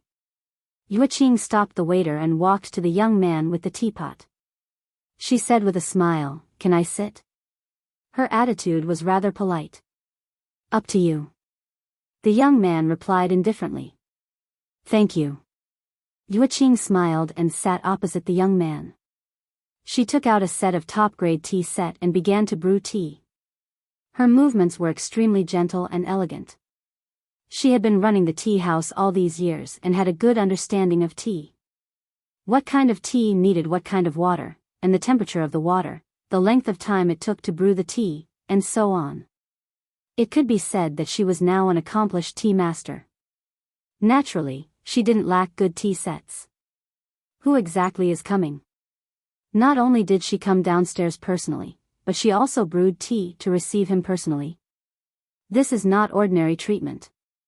I'm afraid that even those big shots from the Demon Hall and the Itinerant Cultivator Alliance are nothing more than this. Everyone looked at the happy Yuqing with suspicion in their eyes. Chapter 39:30. Tianyue restaurant slowly quieted down. The rich tea fragrance quickly covered the wine fragrance in the hall.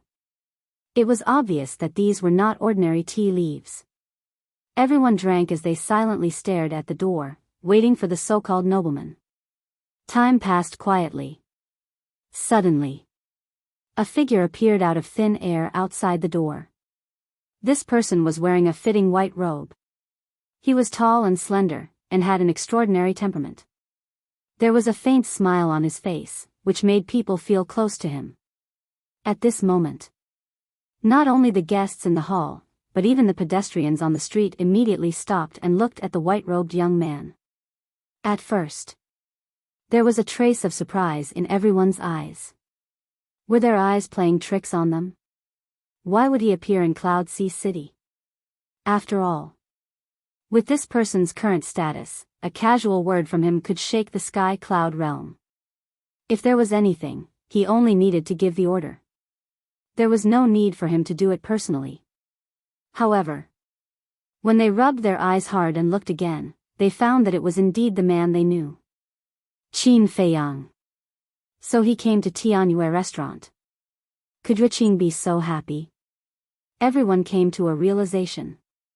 Everyone knew that Tianyue restaurant relied on the Itinerant Cultivator Alliance and the Demon Palace to develop. All of this was naturally related to Qin Feiyang. Later, Tianyue restaurant gradually entered the Western continent, Northern continent, and Southern continent. It also received the care of the Itinerant Cultivator Alliance, the Demon Palace, and the Sky Palace. This was also related to Qin Feiyang. Although Qin Feiyang rarely appeared in Tianyue restaurant, and although the owners of Tianyue restaurant were Yuqing and Yi Miao, everyone knew that the man behind Tianyue restaurant was actually Qin Feiyang. There were also some rumors in the secular world. Some said that the real owner behind Tianyue restaurant, it was actually Qin Feiyang. Some said that Yuqing and Yi Miao were Qin Feiyang's relatives. Some even said that the two women were Qin Feiyang's confidants. In short, there were different opinions. However, what could be confirmed? The relationship between Qin Feiyang and Yuqing was definitely not ordinary. Otherwise, why would he take such good care of Tianyue restaurant? Qin Deity. Yuqing also hurriedly got up to greet him. The smile on her face? It was as brilliant as a blooming flower. Yes. Qin Feiyang nodded. He entered Tianyue building. The dozens of tables inside? They immediately stood up, their faces filled with reverence. Everyone, don't be nervous. I just came to see an old friend. Qin Feiyang smiled amiably. He swept his gaze across the hall before making his way toward the young man. Everyone smiled bitterly. How could he not be nervous? Why don't you take a look at your current status in the sky cloud realm? However, speaking of which, just how strong was this person now? Ever since he returned from the Heavenly Bell Divine Treasure, he had never seen this person make a move. Compared to the current Golden-Winged Wolf King, a madman? Long Qin, Li Feng, Yin Xiang and the others? Who was stronger?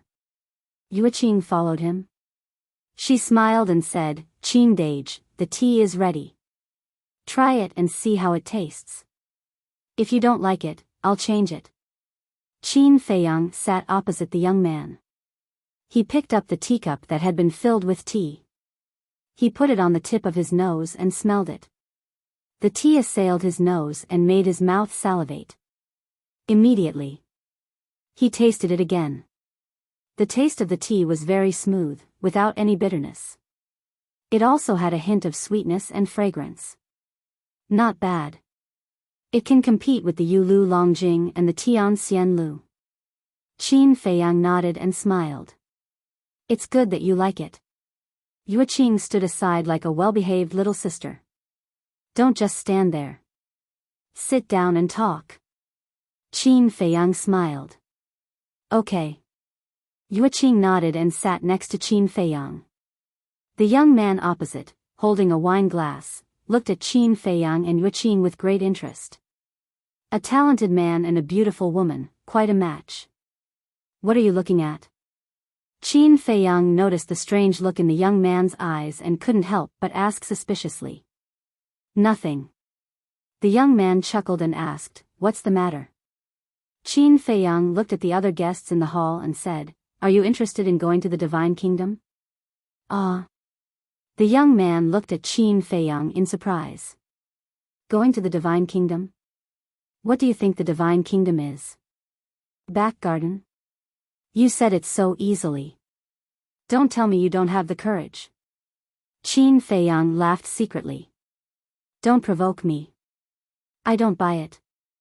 There was a trace of contempt in the young man's eyes. Did he think he was an idiot? He obviously wanted to drag him into the water. Okay. I won't force you. Think about it yourself. Qin Feiyang smiled faintly. The young man pondered for a moment and asked suspiciously, why do you suddenly have this idea? It's simple. I don't want to be on the defensive all the time. Qin Feiyang said secretly. However, with your current strength, even if you successfully enter the Divine Kingdom, you won't be able to make any waves. The young man transmitted. Listening to what you said, you seem to know the true strength of the Divine Kingdom? Qin Feiyang was stunned and looked at the young man curiously. The young man's eyes flashed with a trace of ridicule as he asked, if I say that I know everything, would you believe me? Yes. Qin Feiyang nodded. Ah. The young man was stunned. This reply was indeed a little unexpected. Your identity is too mysterious. Moreover, whether it was in the ancient world, Nether King's Hell, or now in the Sky Cloud realm, you seem to have the ability to know everything. How about, tell me, where did you come from? Who are you? Qin Feiyang was curious. Didn't I tell you last time? I'm the son of the god of creation. The young man chuckled. Qin Feiyang rolled his eyes and really wanted to slap him, but he shook his head and said, I'm not going to talk nonsense with you. Think about it carefully. Okay, I'll think about it. The young man nodded. A trace of a smile appeared on Qin Feiyang's face. As long as he could think about it, there was hope. He was afraid that he wouldn't even think about it. Where's Miao Miao? Why don't I see her? Qin Feiyang turned to look at Yueqing and asked. You're done talking? Yueqing looked at the two in astonishment. The two had been secretly communicating the whole time. Yueqing also knew about it, so she didn't disturb them. She didn't expect it to be so fast. Yes. It's just a small matter. It won't take much time. Qin Feiyang nodded. Who would believe that? How could a small matter be sneaky? However, Yueqing was a sensible girl. She knew what to ask and what not to ask. She smiled and said, Miao Miao has been busy in the southern continent. You guys have worked hard. I think the foundation of the Tianhua building has been laid. Why don't you hire more people to help? You don't have to do everything by yourself. Qin Feiyang said. Actually, we're quite relaxed now. There are people in charge everywhere. Basically, we don't have to go over. But you also know that not everyone can be trusted. Miao Miao and I are worried that the managers of some places will take advantage of the power of the Tianhua building and bully the customers. So when we're free, we'll disguise ourselves and go to different places secretly. That's the so-called incognito investigation. Yueqing smiled faintly. I see. You're quite thoughtful. In today's world, it's not uncommon for a big shop to bully its customers. We really need to be careful. Qin Feiyang nodded. Actually, this kind of thing has happened in other branches before. However, after Miao Miao and I found out about it, we immediately dealt with it seriously. The people involved were executed on the spot. It was quite a deterrent. Yueqing sighed. Speaking of these things, she was really a little sad. Two of the people involved were the first to follow her. Out of trust, she had sent them to manage other branches. She didn't expect that they would hold the power in their hands and commit crimes in the local area. Human greed was indeed difficult to satisfy. Once you had something good, you would want something better. I'll definitely support you in this matter. Qin Feiyang said with a smile. Yueqing was secretly delighted when she heard this. She asked, Qin Dage, what do you think of the matter we discussed in the past? What is it? Qin Feiyang was suspicious. Yueqing said with a smile, it's the divine brew in your hands. If there was divine brew, the business of the Tianhua building would definitely rise to another level. Oh, that. Qin Feiyang smiled in realization. Back then, we were afraid of the three major races and didn't want to implicate the Tianyue building. But now that the Dragon King and the other two are dead, we shouldn't be afraid of anything anymore. Yueqing looked at Qin Feiyang expectantly. Okay. Qin Feiyang nodded. Thank you, Qin Dage. When the time comes, I'll give you all the profits. Yueqing was pleasantly surprised. All of it? Qin Feiyang was slightly taken aback and asked suspiciously, then what are you earning? I'm earning fame. With the divine brew, the reputation of the Tianyue building will definitely be greater than before.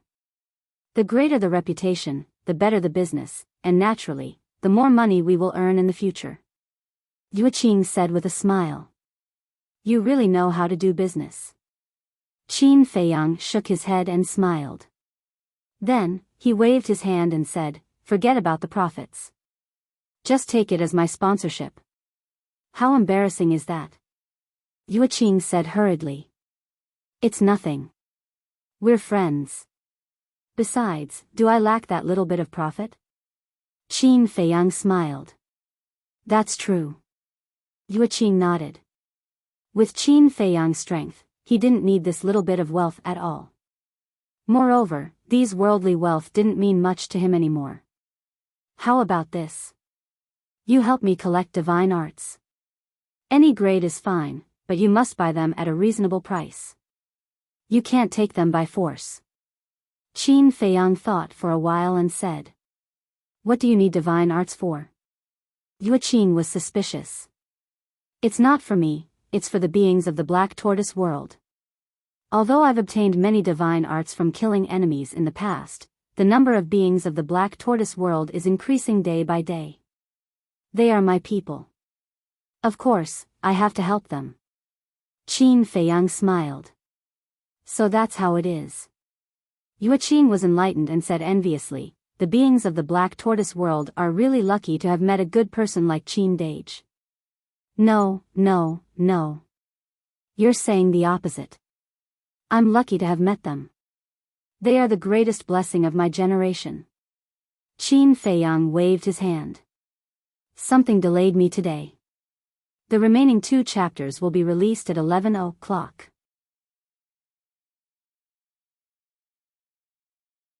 Chapter 39-31. These words shocked Yueqing. Although she had stayed in the Black Tortoise world for a period of time in the western mainland, she had been confined to the Devil's Land. Therefore, she didn't know much about the Black Tortoise world. Therefore, she thought that it had always been Qin Feiyang taking care of the Black Tortoise world. Because, from an outsider's point of view, the Black Tortoise world was so weak. How could they help Qin Feiyang? Moreover, in these years, other than Qin Feiyang himself, the Madman, and the Golden-Winged Wolf King, they hadn't seen any Black Tortoise world creatures come out to fight. But they didn't know. Every time Qin Feiyang opened the slaughter domain, the fresh blood he absorbed was freely contributed by the Black Tortoise world creatures. Although Qin Feiyang had grasped the karma law's ultimate and the life and death law's ultimate mysteries, and his eye of heaven had evolved and wouldn't easily open the slaughter domain, it had helped Qin Feiyang defeat countless strong enemies in the past. Standing behind him and silently supporting him were the beings of the Black Tortoise realm. Therefore, he had secretly vowed countless times that he wouldn't mistreat these cute creatures in the future. In any case, the more divine arts the better. Qin Feiyang looked at Yueqing and smiled. He didn't explain too much. Okay. Yueqing nodded. Qin Feiyang smiled, then go to the Black Tortoise world. I'll ask Pei Hongyu to bring you to a person called Zhao Si and ask him to give you all the Black Tortoise divine brew he has. Okay. Yueqing's face was filled with anticipation. How much of this all was there? Qin Feiyang waved his hand and Yueqing disappeared. Then, he looked at the young man and asked, have you thought about it? The young man looked at Qin Feiyang. Don't tell me you haven't thought about it after so long? Qin Feiyang frowned. I haven't thought about it at all. The young man shook his head. Wanting an answer now, he was really impatient. Qin Feiyang's mouth twitched. Initially, when he saw the young man lowering his head in silence, he thought that he must have been considering this problem.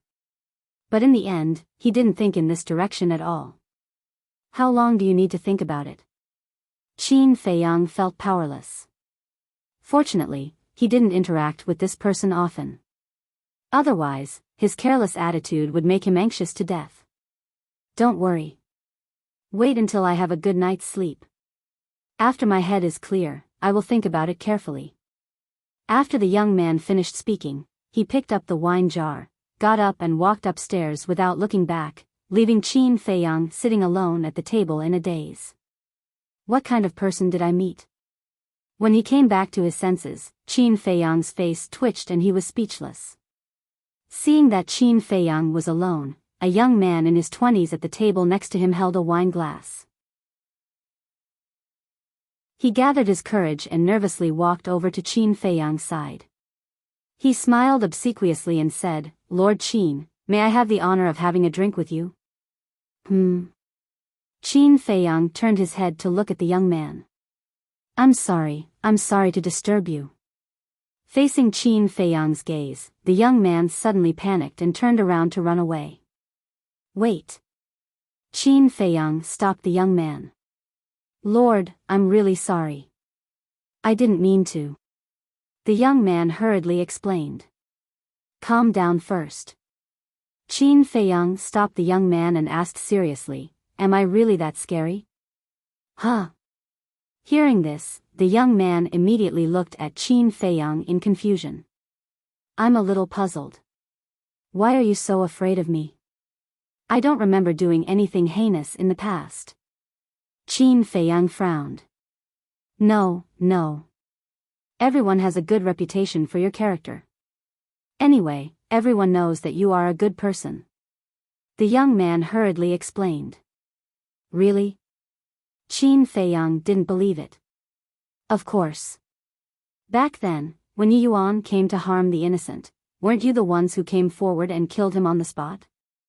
And now, it's you who are standing at the forefront to fight against the divine kingdom. Otherwise, we wouldn't have such a peaceful life now.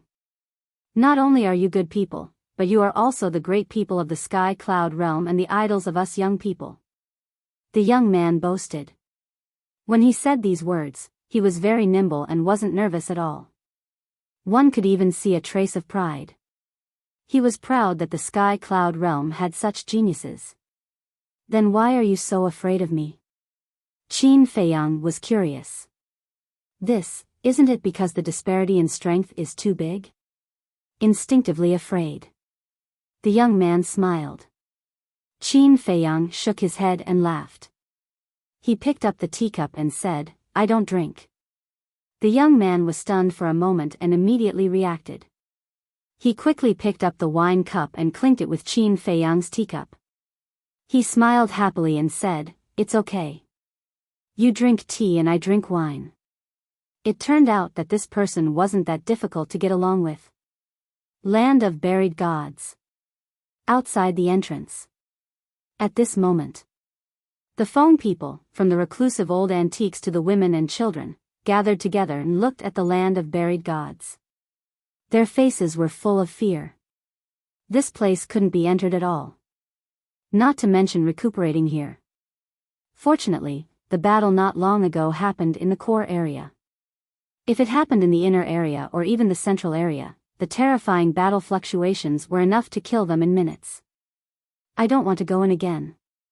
Elders, ancestors, I beg you, please find a safe place for us. We don't dare to expect anything else. As long as we can be safe, it's fine. Many people were full of despair at this moment.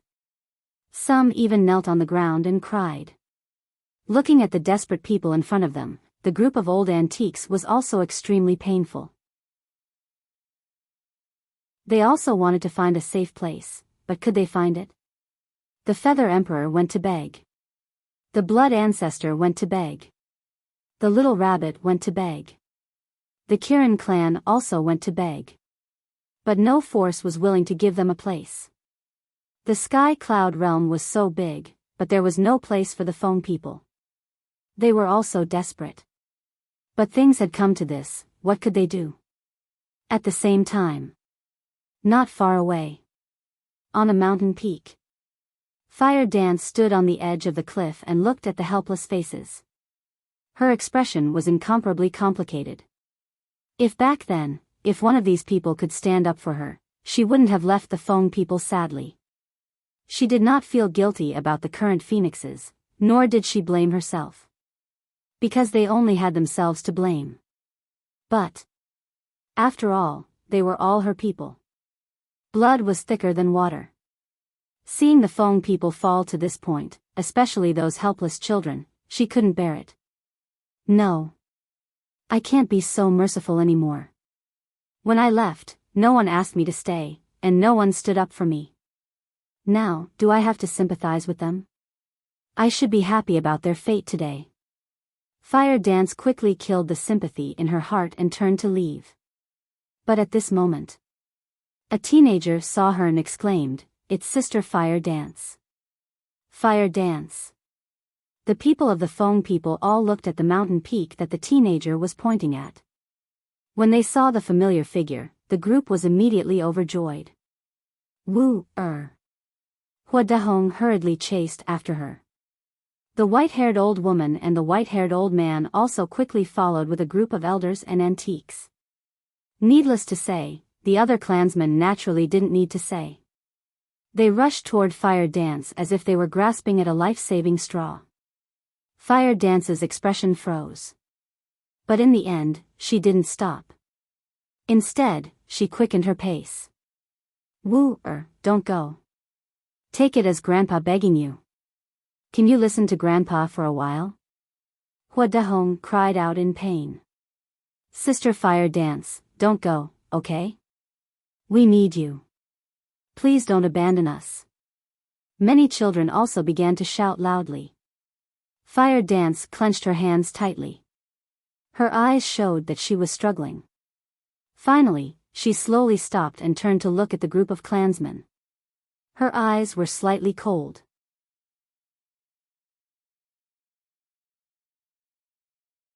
Chapter 39-32. It's all Grandpa's fault. Whether it's the Sky Bell Divine Treasure or hell, Grandpa shouldn't have been so selfish. Grandpa has already acknowledged his mistake and promised to repent. No matter what happens, we're still a family. I'm your grandfather and you're my granddaughter. Blood is thicker than water. Hua Dahong ran to Hua Wu and said with snot and tears. He put on a pitiful look to gain sympathy. Yes, You know the reason why we didn't stand up for you back then. At that time, the Feng people respected Feng Ho. How would we dare to anger her? If we helped you, even we would be punished. We all know that you and your father suffered a lot at that time, but now that Feng Ho is dead, it's time for you and your father to come back. The group of old antiques spoke one after another. Even the old antiques of the Ice Phoenix clan had a pleading look. These days, they had experienced what true despair was. The Feng people couldn't do without someone to lead them. They would die sooner or later. Now, the only person who had the ability to lead the Feng people was Hua Wu. Are you done? Hua Wu asked. Everyone nodded. Hua Wu glanced at the group of old antiques and shook her head. You've been talking for so long because you want to express one thing. The Feng people are in trouble and need someone to help you. I'm the only person you can find now and the only person who can help you. Yes. The Feng people need your help now. We've hurt you in the past, but we're still a family. Isn't it normal for a family to quarrel? Hua Dahong said. Is this just quarreling? Hua Wu glanced at Hua Dahong and said angrily, when Feng Ho snatched my inheritance, what were you doing? When Feng Ho asked Bing Cheng Tian to monitor me, what were you doing? Later, when I fell out with Feng Ho, even my father stood by my side resolutely. What were you doing? A series of questions left Hua Dahong speechless. Let me tell you. Not only did you not speak up for your own granddaughter, you even helped Feng Ho and tried to kill me. If it's really my fault, I admit it. But ask yourself, is this my fault? You clearly knew that the person in the wrong was Feng Ho, yet you continued to help Feng Ho target me. Did you treat me as your granddaughter or family at that time? Fire Dance sneered at Hua Dahong. She then looked at the other members of the Fire Phoenix clan. And you guys, all of you are the same as me, members of the Fire Phoenix clan. I can understand why the Ice Phoenix clan would treat me like this. After all, the Ice Phoenix clan and our Fire Phoenix clan have a grudge to begin with. But what about you? As a member of the Fire Phoenix clan, even you treat me like this. I don't expect you to stand with me against Feng Ho, but you should at least speak up for me. But did you say that? Back then, in that hall, I was like a rat crossing the street. You all tried to kill me. Is this the so-called kinship you speak of? Blood is thicker than water? Don't you think it's ridiculous? Fire Dance scolded mercilessly. The resentment that had been suppressed in her heart for many years was finally vented. The white-haired old woman, the white-haired old man, and the others lowered their heads in shame. Actually, in the end, you all are just jealous. Jealous that I, a junior, have the ultimate profundity of the strongest law. You don't want my strength to surpass yours. Because in this way, I have more say in the Feng people than you. I'll give you 2 words, selfish. Fire Dance's face was full of mockery. The group of old antiques looked ashamed. As expected. The rise of the human race is not without reason. Because the human race has respected seniors like the Azure Dragon and the Blood Ancestor. They can selflessly give their inheritance to the younger generation. They are willing to step down from the stage and let the younger generation break through. However, the older generation of the Feng people only sees their own interests. To be honest, even if the Feng people perish, no one will feel pity. Fire Dance shook her head. War, aren't you going overboard with your words? The Feng people are your home. How can you say that they will perish? If it were in the past, the group of old antiques would have been furious on the spot. However, now, they all tried to persuade her tactfully, afraid that they would anger her. Is it overboard? I don't think it's overboard at all. I don't want to say anything else. I just want to ask you one thing. If I didn't have a good relationship with Qin Feiyang and the others today, if I didn't have such strong strength, would you come and look for me? Fire Dance looked at the group of people and asked. The group of people lowered their heads and remained silent. Let me answer you. You wouldn't. It's very simple. In the years that my father and I left the Feng people, not a single one of you came to greet us or show concern for us. If the dragons hadn't chased you out of the phoenix nest and made you homeless, you would never have thought of us. This is your attitude. So, why should I help you now? Fire Dance sneered. Yes. It's all our fault. We'll change, as long as you can come back, we'll listen to you from now on. War. Everyone makes mistakes. Can't you just give us a chance? I'll kneel and beg you. The white-haired old man gritted his teeth and knelt in the air with a plop. War, I'll kneel and beg you too. Come back. The white-haired old woman also knelt. When the people behind saw this, they also knelt in the air. The people of the Ice Phoenix clan looked at each other and finally knelt down slowly with pleading faces. Hua Dahong looked at the people behind him and roared, War, our people have already knelt to you. Can't you forgive them? If this isn't enough, Grandpa will also kneel and beg you. How about that? After saying that, Hua Dahong also knelt in the air. Fire Dance waved her hand and a power of law appeared, blocking Hua Dahong's knees. She shook her head and said, You're my grandpa. I can't bear this kneel. It's impossible for me to forgive you. When everyone heard this, they fell into despair again. However, you can go to the core area to find my father. If he forgives you, then I can help you find a place to cultivate in the Sky Cloud realm. As for the Phoenix Nest, it's now the territory of the dragons. You can never go back." After saying that, Fire Dance turned around and left without looking back. Hua Dehong looked at Fire Dance's back with a face full of regret.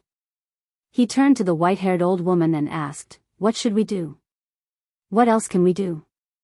The other people will stay here and wait. All of us old antiques will go to the core area and ask for Hua Wenchang's forgiveness." The white-haired old woman stood up and said, "I don't have any extravagant hopes now. It's enough to have a place to cultivate." The white-haired old man sighed and stood up. He looked at the other old antiques and said, "Let's go to the core area. I hope we don't meet the people of the Divine Kingdom." Immediately, the group of old antiques immediately rushed to the core area.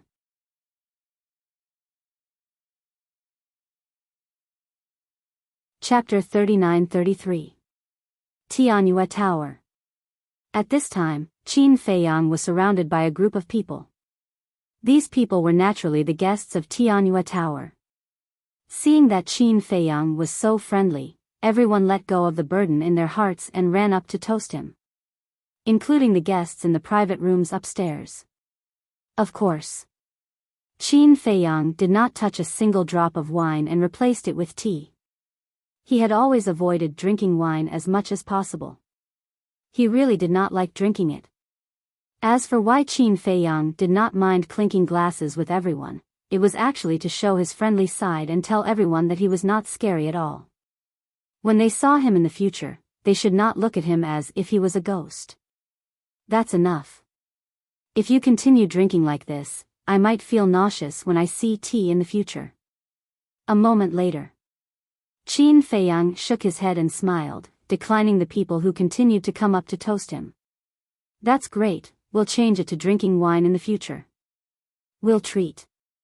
As soon as these words came out, it immediately caused a roar of laughter.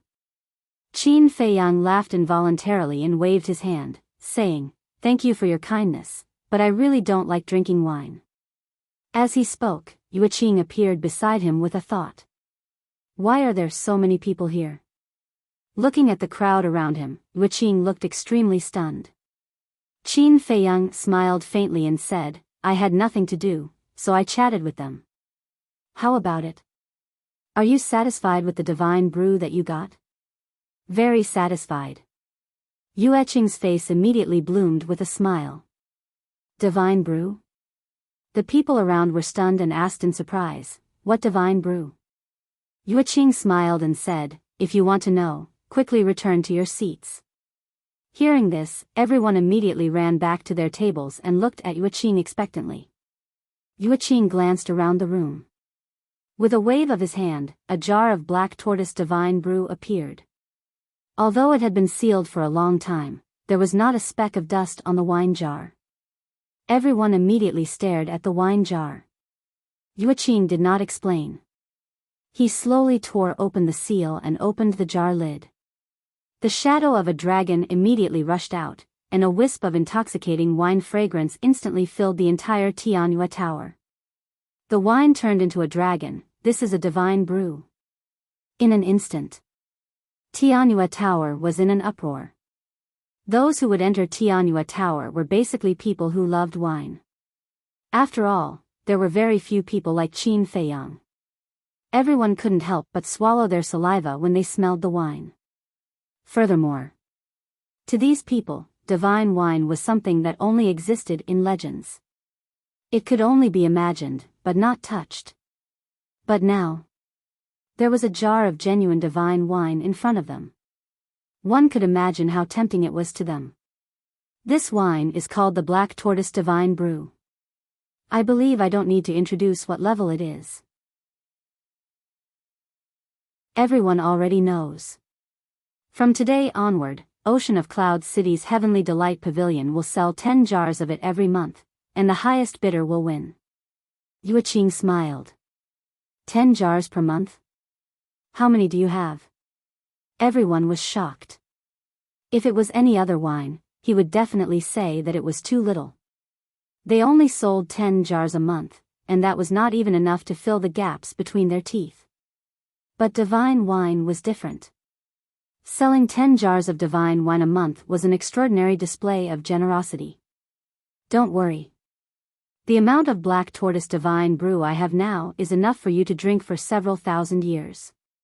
Yuqing smiled. A few thousand years. Everyone was flabbergasted. Qin Feiyang couldn't help but be stunned as well. The black tortoise world already had so much in stock. 12 months in a year. That was 120 jars. 10 years, 1,200 jars.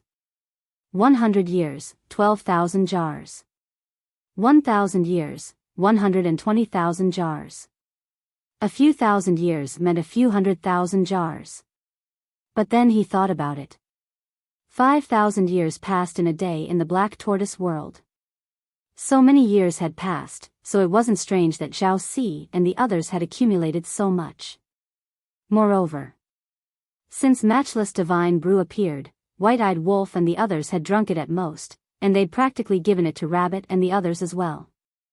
The black tortoise divine brew had fallen to a state where no one was interested in it. Miss Yuqing, are all the Heavenly Delight pavilions in Skycloud World limited to 10 jars a month? Or are they only limited to the Heavenly Delight Pavilion in Ocean of Cloud City? Someone asked. Of course they're only limited to the Heavenly Delight Pavilion in Ocean of Cloud City. Yuqing felt helpless. All the Heavenly Delight Pavilions in Skycloud World?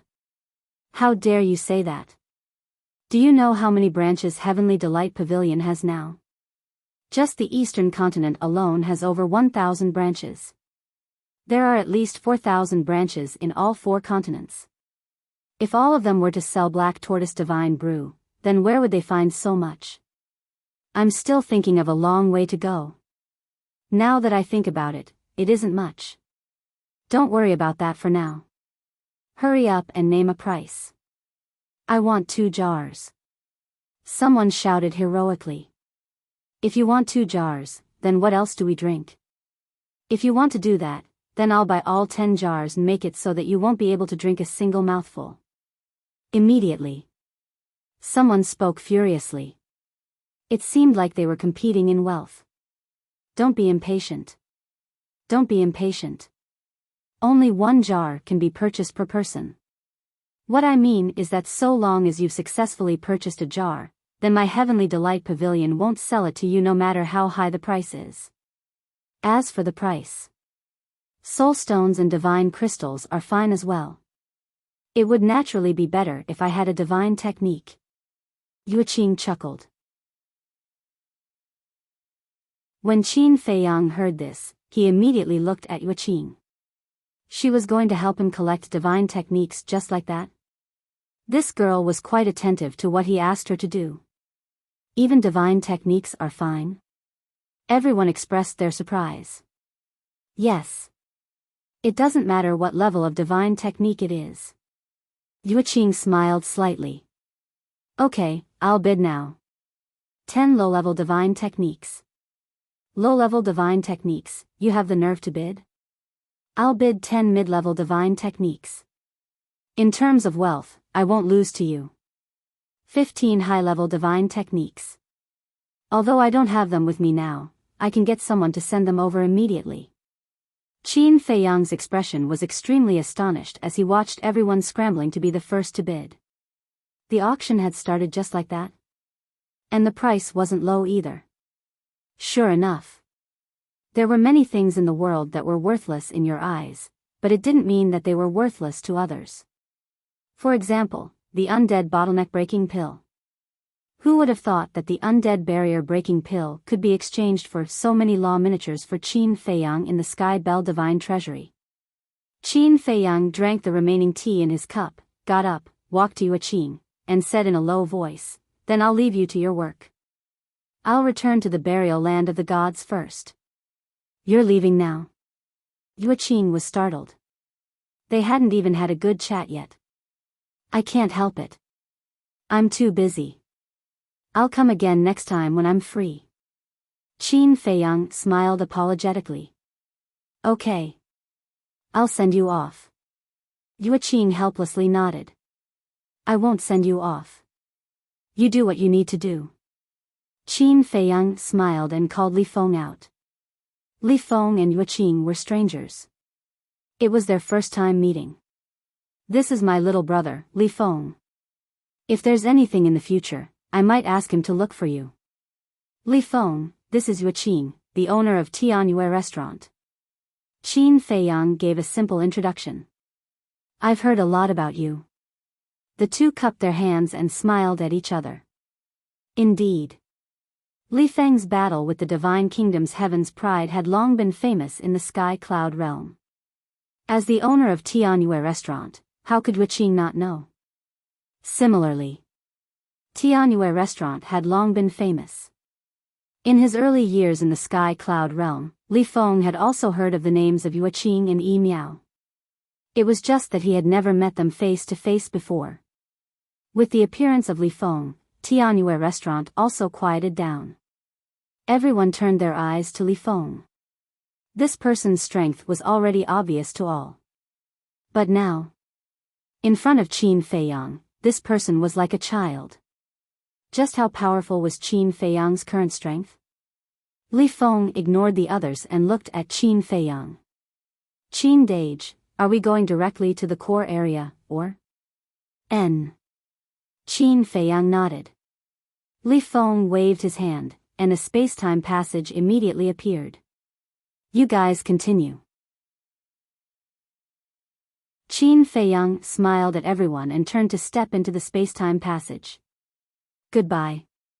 Li Feng once again cupped his hands towards Yuqing and quickly followed in. The land of buried gods. The core area. Pei Dason had been standing in the same place, staring at the gate of the Divine Kingdom. He really didn't leave it. Young master. Brother Li Feng. With the return of Qin Feiyang and Li Feng, Pei Dason retracted his gaze, bowed respectfully to Qin Feiyang, and nodded to Li Feng with a smile. You've worked hard. Qin Feiyang smiled slightly. It's my duty. Pei Dason waved his hand. Qin Feiyang glanced around and asked, hasn't Fire Dance come back yet? No. Pei Dason shook his head. Did she really run away because of anger? Qin Feiyang was stunned. Ran away because of anger? What do you mean? Li Feng looked at Qin Feiyang suspiciously. Why are you asking so many questions? Qin Feiyang glared at him with an awkward expression. The corner of Li Feng's mouth twitched. Did he really think of him as a child? Speaking of which, watching Yuqing auction the Black Tortoise Divine Brew, I suddenly had an idea. Qin Feiyang lowered his head and pondered. What idea? Li Feng was curious. Qin Feiyang pondered for a moment, then looked at Pei Dason and said, I'll have to trouble you to continue guarding here. I'll go look for the old ancestor and the others. Okay. Pei Dason nodded. If it was in the past, he might have complained in his heart.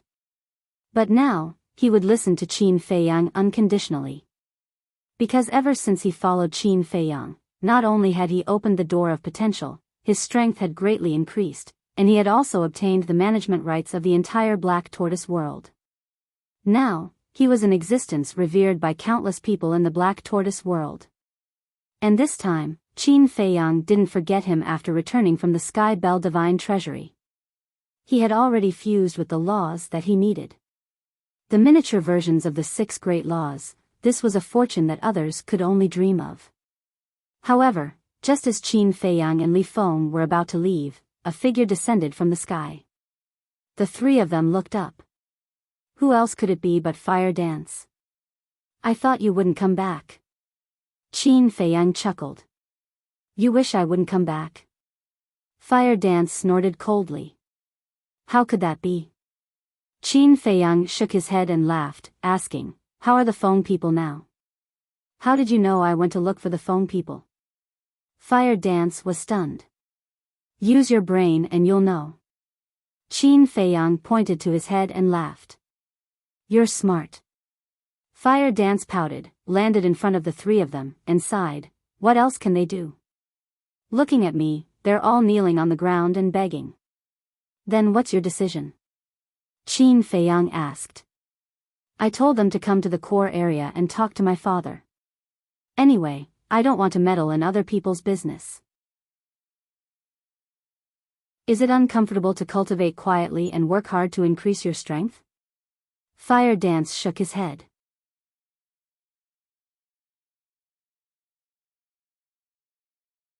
Chapter 39-34. Li Feng sighed. Sister-in-law, if you had thought this way earlier, you wouldn't have suffered so much. Don't talk nonsense. It's all because of your sister-in-law. Fire Dance blushed.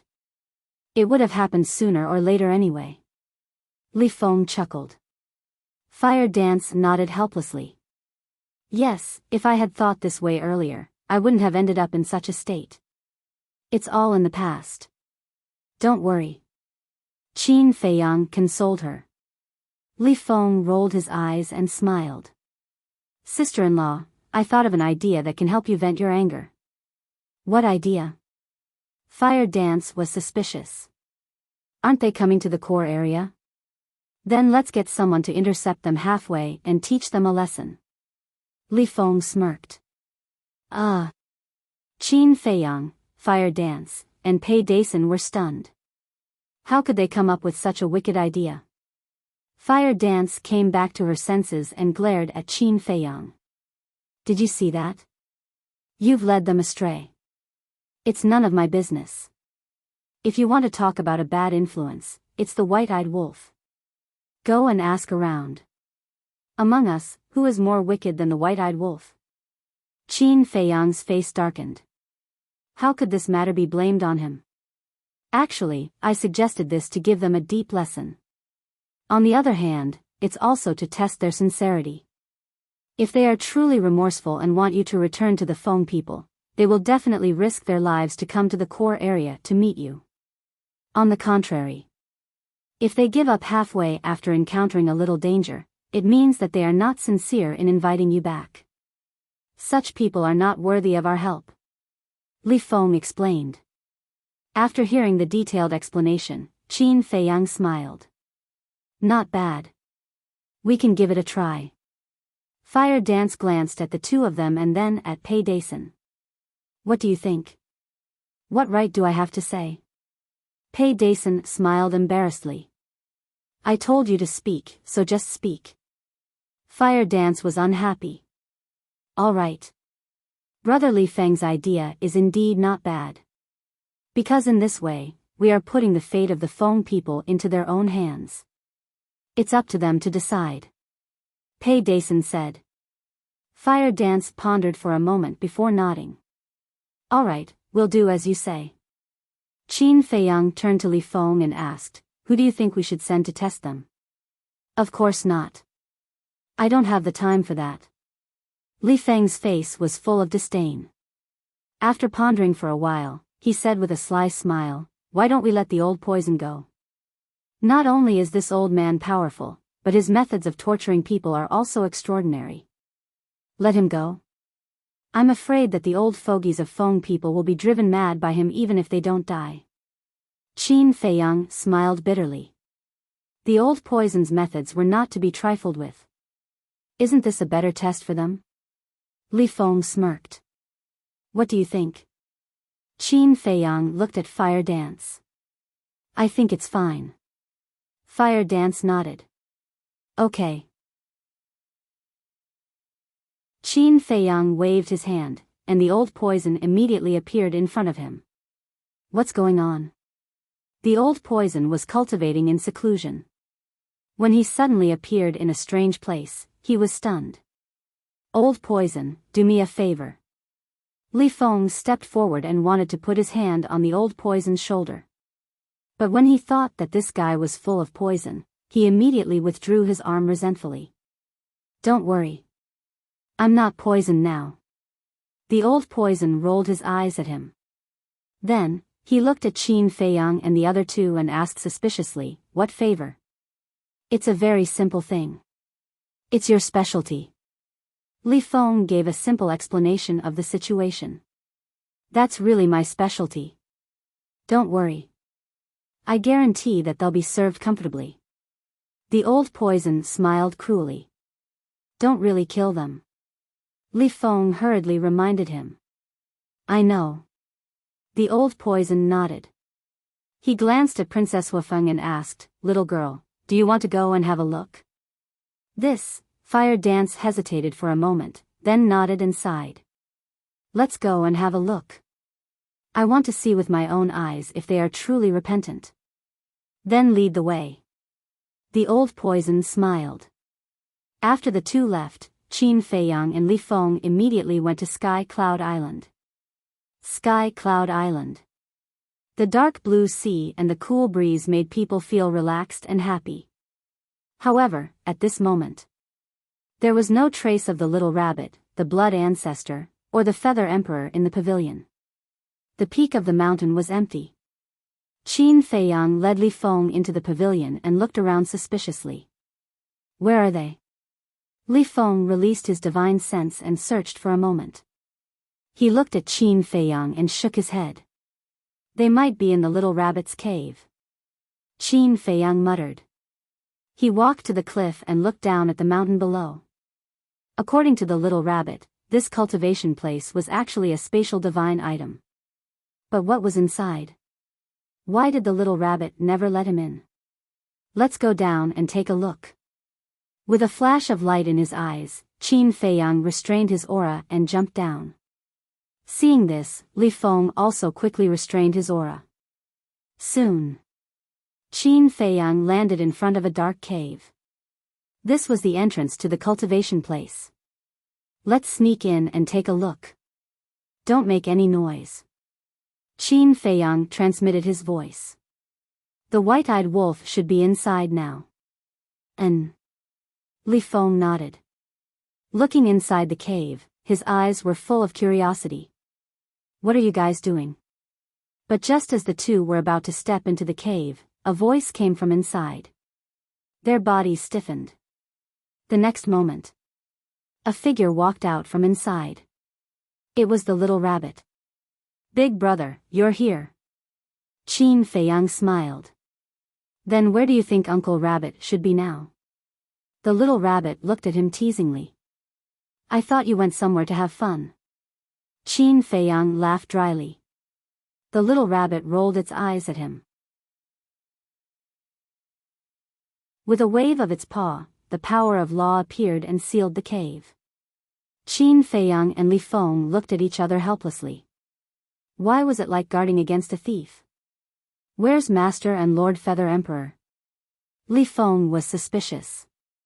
They're at Sea Lion Island. The little rabbit replied and asked suspiciously, Do you have something to say? Yes.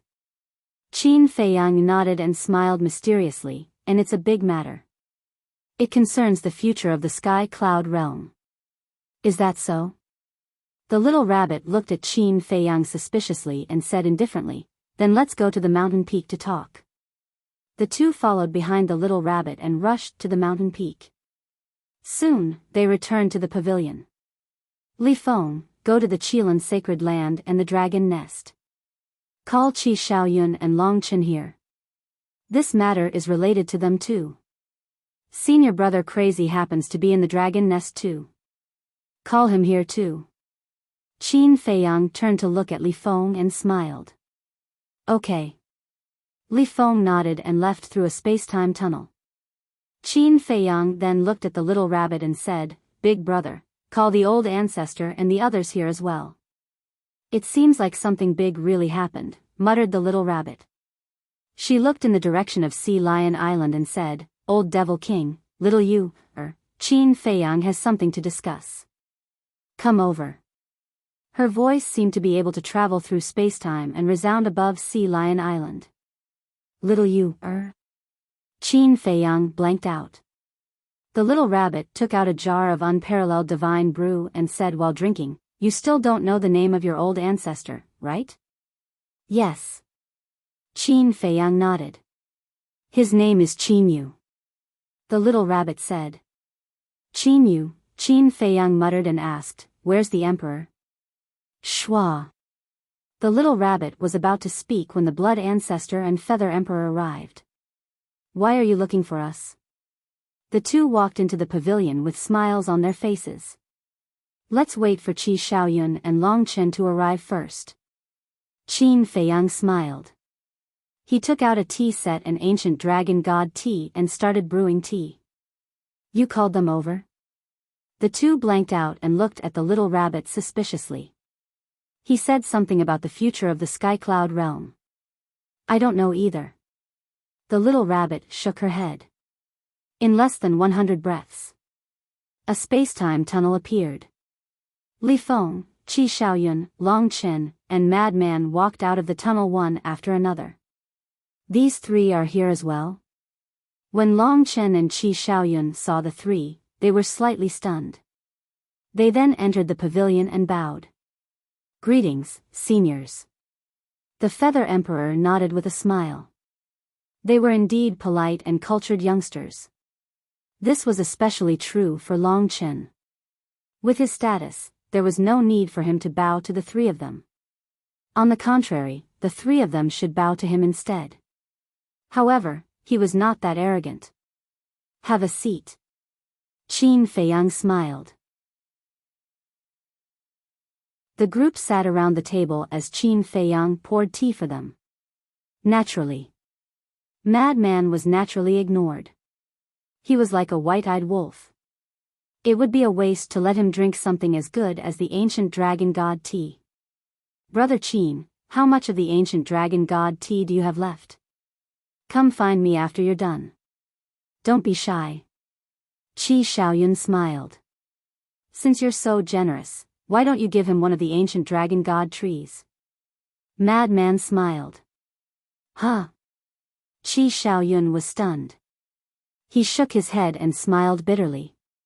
Just pretend I didn't say anything. Qin Feiyang and the others laughed. However, when they looked at Qi Shaoyun, they found that the current Qi Shaoyun was somewhat different from before. There seemed to be a sense of danger around him. But it wasn't obvious. It was vague. Why did you call us here in such a hurry? Madman asked. Qin Feiyang retracted his gaze and smiled. Actually, it's not a big deal. I just suddenly had an idea, so I wanted to share it with you. What do you think? I'm all ears. Qi Shaoyun smiled faintly. Qin Feiyang smiled. Didn't I obtain more than 200,000 laws in the Sky Bell Divine Treasury? So many? Long Chen and Qi Shaoyun were stunned. This was truly beyond their imagination. It's not that bad. Even I can't use up all of them. Moreover, the people around me have also obtained the laws they need. We can't just leave the remaining hundreds of thousands of laws there, right? So I want to say that we should leave some of them in the Black Tortoise world to benefit the people there. We should also take out some of them to benefit the people of the Sky Cloud world. Qin Feiyang said. What? You want to give the laws we worked so hard to obtain to those unrelated people? Not only will I not object to giving them to the people of the Black Tortoise world, I will even support it. After all, they are our people and have helped us a lot.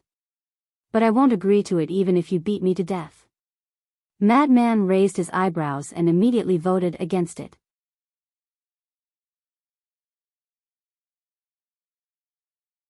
Chapter 39-35.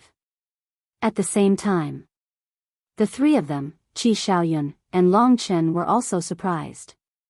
One had to know. This was a miniature of the laws. It wasn't a cultivation technique, but a divine technique. Every miniature of the laws was a great opportunity in the Sky Cloud realm. In all honesty, Emperor Feather and Ancestor Blood had indeed thought of this.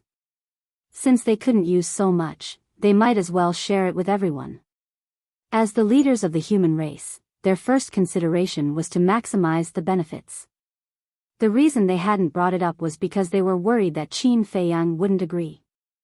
They had never expected that Qin Feiyang would take the initiative to bring it up. What about you guys? Qin Feiyang looked at Emperor Feather and the others. I think, Emperor Feather glanced at Madman and coughed dryly. That's fine too. Idiot. Madman snorted. Emperor Feather smiled awkwardly. Qi Shaoyun and Long Chen looked at each other before looking at Qin Feiyang and smiling. Of course we can't ask for more. Madman said angrily, of course you can't ask for more. After all, you didn't work hard to earn it. What do you mean, I have my reservations? Long Chen said. Don't hold back. Say it now. Madman said. Okay. Back then, we also contributed in the Sky Bell Divine Treasury, okay? After all, Qi Shaoyun and I were cooperating with you. And in the end, we even turned the tables on the bloodthirsty Demon King and his two companions and sent them to some. Qi Shaoyun, where were they sent to? Long Chen looked at Qi Shaoyun and asked doubtfully. I think so. Qi Shaoyun pondered for a while before coming to a realization. The Netherland. Yes, yes, yes. Yes, the Netherland. Long Chen nodded.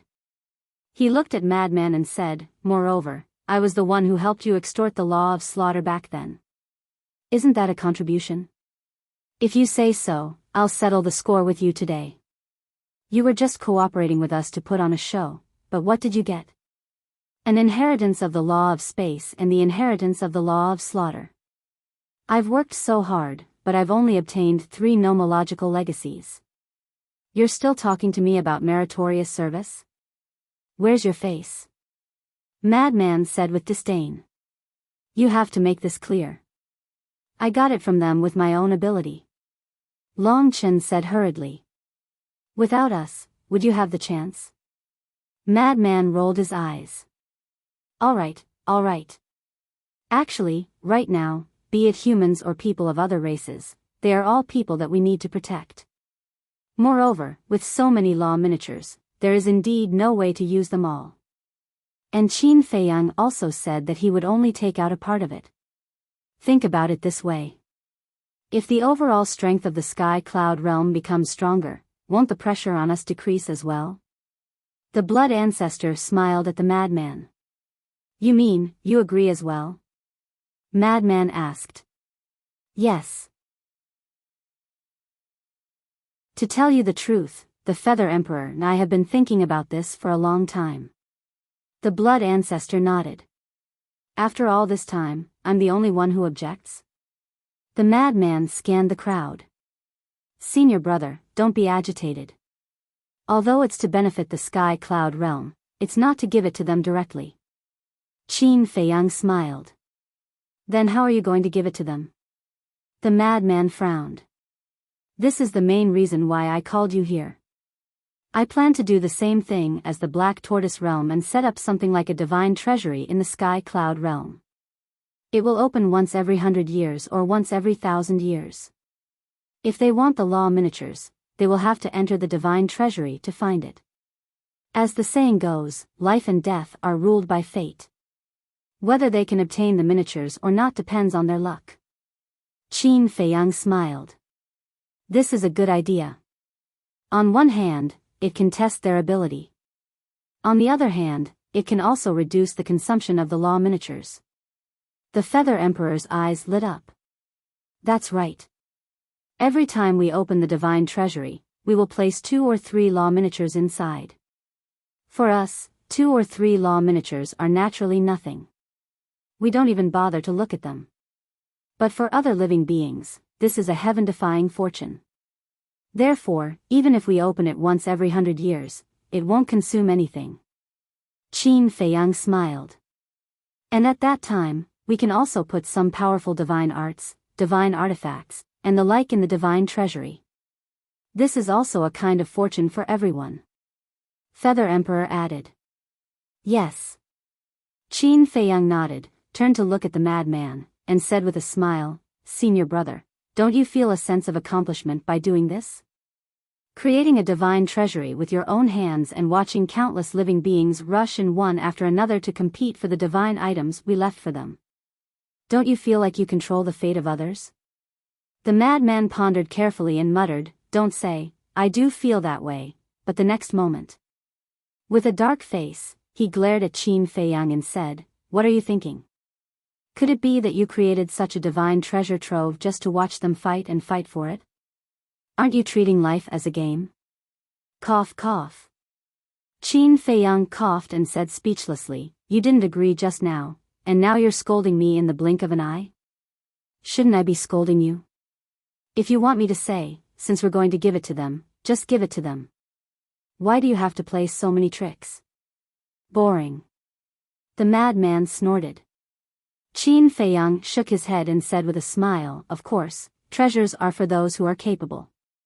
If you don't have the ability to fight for it, then you don't have any self-awareness. Even if such a person is killed, it won't be a pity. What the hell, you bastard, why do I feel like you're becoming more and more like those masters? Is this something that comes out of your mouth? The madman looked at Qin Feiyang in shock. This is the way of the world. Only the strong survive. Do you think every place is the Black Tortoise world? It's not like you haven't seen the divine treasury of the Black Tortoise world. Every time it opens, isn't there bloodshed? Let's talk about it later. These can all be controlled. For example, we can create a kind of token. When they enter the divine treasury and encounter danger, as long as they crush the token, the divine treasury will automatically send them out. Won't this guarantee their safety? Qin Feiyang smiled. That's right. This kind of thing can be changed. It's not necessary to kill each other. Of course, if they want to die, it's useless even if we stop them. The Feather Emperor smiled. If that's the case, I have no objections. Anyway, we won't need too many miniatures. The madman pondered for a moment and said. Qin Feiyang smiled and transmitted his voice, don't worry, there's still a good show to come. What good show? The madman was suspicious. You'll know soon. Qin Feiyang smiled inwardly. Looking at Long Chen and Qi Shaoyun, he asked, so it's decided? Long Chen asked, you mean, we dragons and Qilins can also enter the divine treasury? Of course. Otherwise, why would I call you here? Qin Feiyang smiled. Then it's decided. Long Chen chuckled. Qi Shaoyun also had a smile on his face. For the dragons and Qilins, this was a profitable business. Only a fool would oppose it. Okay. Let's discuss the details. The law miniatures will be provided by my side. As for the law inheritance, the dragons and Qilins will provide it. As for the divine weapons, divine techniques and other divine items, the Feather Emperor, Blood Ancestor, and Big Brother will provide it. Qin Feiyang smiled. The madman was stunned when he heard that. The dragons and Qilins will provide the law inheritance? What's that? Law inheritance? Are you kidding? We don't have any law inheritance. Long Chen and Qi Shaoyun looked at Qin Feiyang in astonishment. I'm not talking about the ultimate law inheritance. Let alone the two of you, none of us can provide the ultimate law inheritance. What I'm talking about is the ordinary law inheritance. For example, the land of inheritance that the dragons created in the inner region of the Een Devil land. Qin Feiyang smiled. The madman finally understood when he heard that. This was the rhythm of making the dragon clan and the Qilin clan bleed a lot. The humans of the Sky Cloud realm almost couldn't find these inheritances. For example, the Devil Palace, Rogue Cultivator Alliance, Heavenly Palace, and Deity's Palace. These four super forces that ruled the four continents also didn't have their own land of inheritance. But the dragons and Qilins were different. They had a deep foundation and a large number of inheritances in their hands. Placing these inheritances in the divine treasury was equivalent to indirectly transferring them to the human race. Because the population of the Sky Cloud realm was countless times larger than that of the dragons and Qilins, the number of humans entering the divine treasury would naturally be more than that of the dragons and Qilins. The chances of obtaining an inheritance would naturally be higher than that of the dragons and Qilins. In short, Qin Feiyang's plan was equivalent to weakening the foundation of the dragons and Qilins in disguise. The two of you, don't tell me that your race doesn't have any inheritances. Back then, Old Qin and I were in the Een Devil land and each of us obtained an inheritance of a supreme law. Moreover, we also investigated and found that there were many such land of inheritance in the Een Devil land. The madman looked at the two of them and said. Qi Shaoyun and Long Chen looked at each other with ugly expressions. They looked at Qin Feiyang and said, after all this time, you're setting a trap for us? This is what you mean by measuring the heart of a gentleman with your own mean measure. I've already taken out the law miniature, so what's the point of you taking out some inheritances? It's not like it's an inheritance of the ultimate profundity. In terms of value, an inheritance like this can't compare to the law miniature.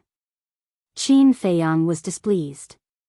Even so, but if you do this, I might as well directly give these inheritances to my clansmen.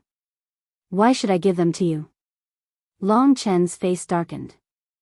There was no such thing as a free lunch. Especially when the other party was Qin Feiyang. There was definitely something fishy going on. If you say that, don't come when the divine treasury opens in the future. In any case, the dragons won't even be able to obtain a law miniature. Qin Feiyang said. Old Long, you have to think carefully. The Sky Cloud realm doesn't lack people who can comprehend laws. Anyone with a little bit of talent can comprehend them.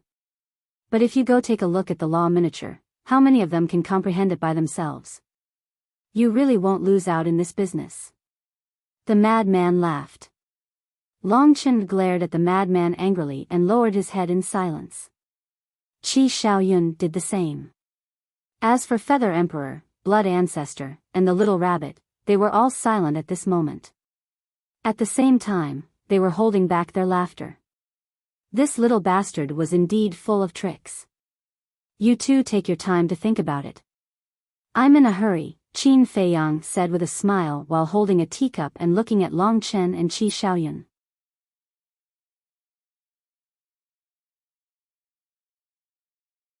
Chapter 39-36. Why do I feel like beating them up? Long Chen frowned when he saw Qin Feiyang and mad scientist's expressions. Qi Shaoyun smiled helplessly. Right now, the two of them were really asking for a beating. Especially mad scientist. However, in the current Sky Cloud realm, there really wasn't anyone who had the guts to run over and beat up those two. Brother Qi, what do you think? Asked Long Chen through voice transmission. What can I say? Qi Shaoyun smiled helplessly. Are you going to compromise like this? Asked Long Chen in astonishment. I'm different from you. Your clan is powerful. The dragons don't have the Dragon King, but because of you and your sister, they are even stronger. But the current situation of the Qilin race is similar to that of the Feng people. Therefore, if we want to survive, we have to go with the flow.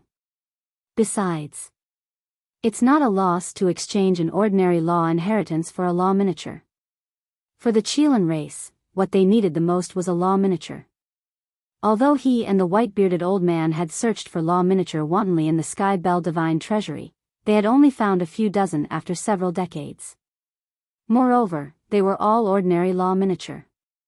What could they do with these few dozen law miniature?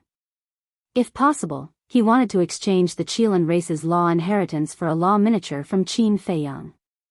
Are you planning to stand on the same side as Qin Feiyang and the others? Asked Long Chen with a frown.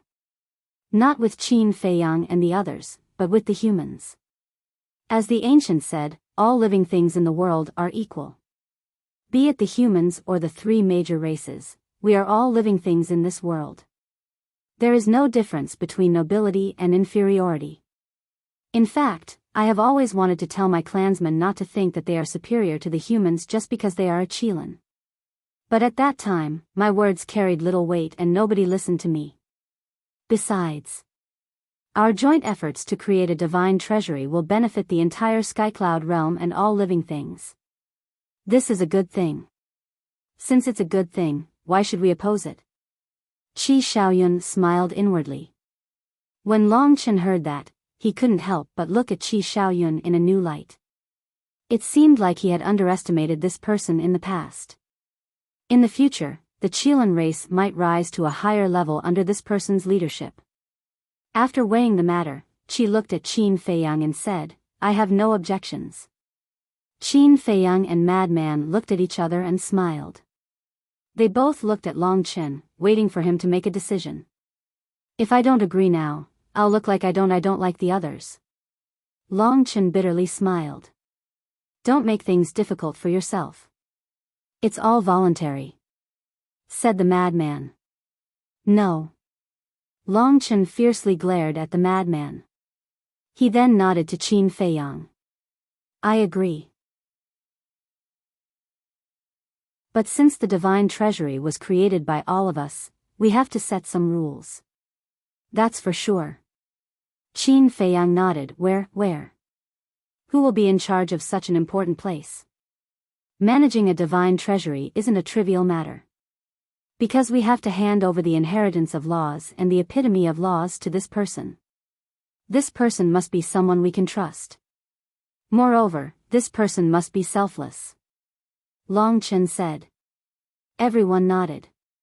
But to be honest, the person to manage the divine treasury was a problem that gave them a headache. Because first, this person had to be strong enough to deter all living things. Secondly, this person had to be responsible. Moreover, this person had to be someone who wasn't afraid of trouble. Because managing a divine treasury was a very troublesome matter. Qin Feiyang and the madman were definitely not interested. Especially Qin Feiyang. He was most afraid of trouble. Long Chen and Qi Shaoyun probably weren't interested either. After all, they were busy cultivating. Only the blood ancestor, the feather emperor, and the little rabbit were left if they had to be strong and also have a guilty conscience. Immediately, Qin Feiyang looked at Feather Emperor and the other two. Don't look at Lord Rabbit.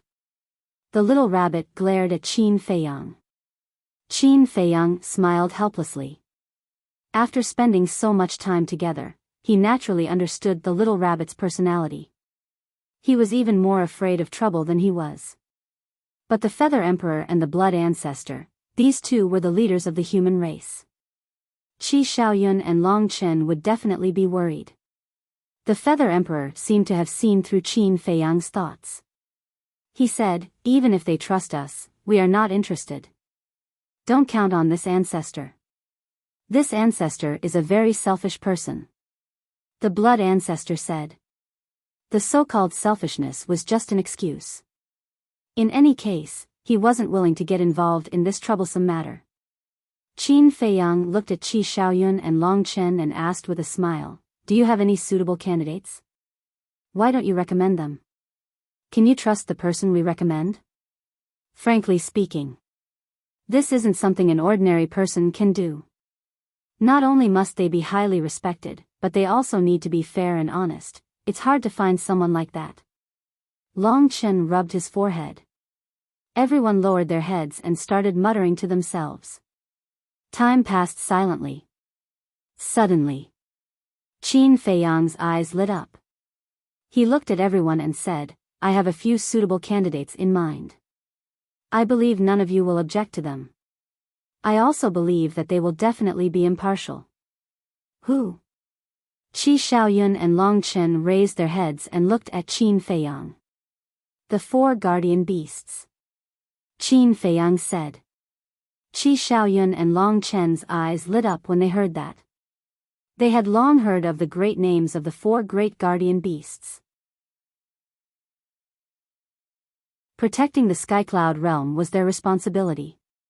Moreover, the reason why the 4 great divine beasts were called guardian divine beasts was because they were highly respected and respected. Everything they did was admirable. Although the 4 guardian beasts were currently on the side of the human race, one had to know that they ultimately wanted to protect the Skycloud realm.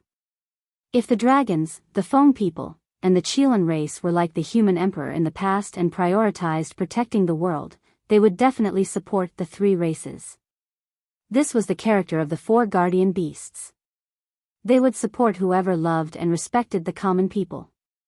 Long Chen smiled and said, if it's them, I definitely won't object. Qi Shaoyun nodded. The 4 guardian beasts were absolutely trustworthy. But the question was, were they willing? Lunatic said, why don't we call them over and ask them face to face? I think so. Qin Feiyang nodded. He turned to Li Feng and said with a smile, go to the Sea Lion Island and bring the 4 seniors here. Okay. Li Feng quickly stood up and opened a space-time tunnel. Qin Feiyang looked at Emperor of Feathers and said with a smile, Ancestor, you don't have any objections, right? What objections can I have? I respect their choice. Besides, this is for the good of the Sky Cloud realm.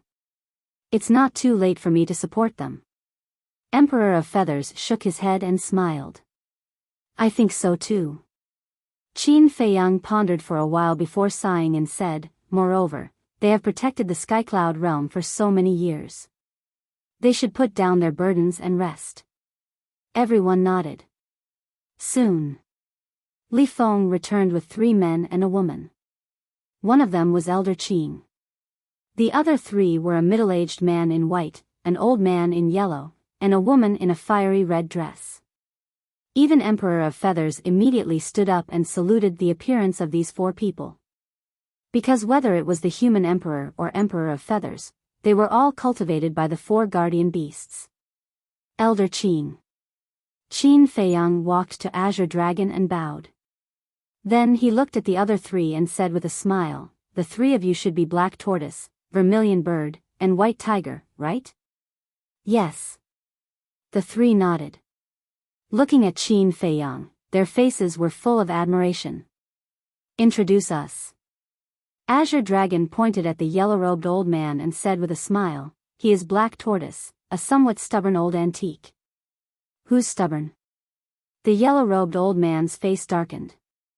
He looked at Qin Feiyang and said, don't listen to this old man's nonsense. I'm still a reasonable old man. Qin Feiyang laughed involuntarily. Azure Dragon pointed at the middle-aged man in white and introduced, this is White Tiger, and the one next to him is Vermilion Bird. Greetings, Senior White Tiger and Senior Vermilion Bird. Qin Feiyang bowed. No need to be so polite. White Tiger was a bit cold. But Vermilion Bird was as warm as fire. For seniors, please sit. Qin Feiyang turned around and retreated to the side.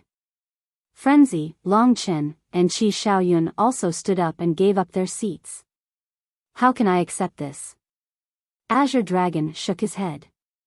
These young people in front of him were the pillars of the Sky Cloud realm. Without them, the Sky Cloud realm wouldn't have been able to stop the army of the Divine Kingdom. Just sit. What are you waiting for? Why are you being so polite to them? The little rabbit pouted. Okay. Azure Dragon nodded and sat next to the Blood Ancestor. Black Tortoise, White Tiger, and Vermilion Bird looked at each other and immediately sat down. Qin Feiyang stepped forward and poured tea for the 4 of them. He smiled and said, I called the 4 of you here because I have something to discuss with you. What is it? Azure Dragon was suspicious. Qin Feiyang explained the matter of creating the divine treasure trove in a simple manner. This is a good thing for the Sky Cloud realm. We definitely agree.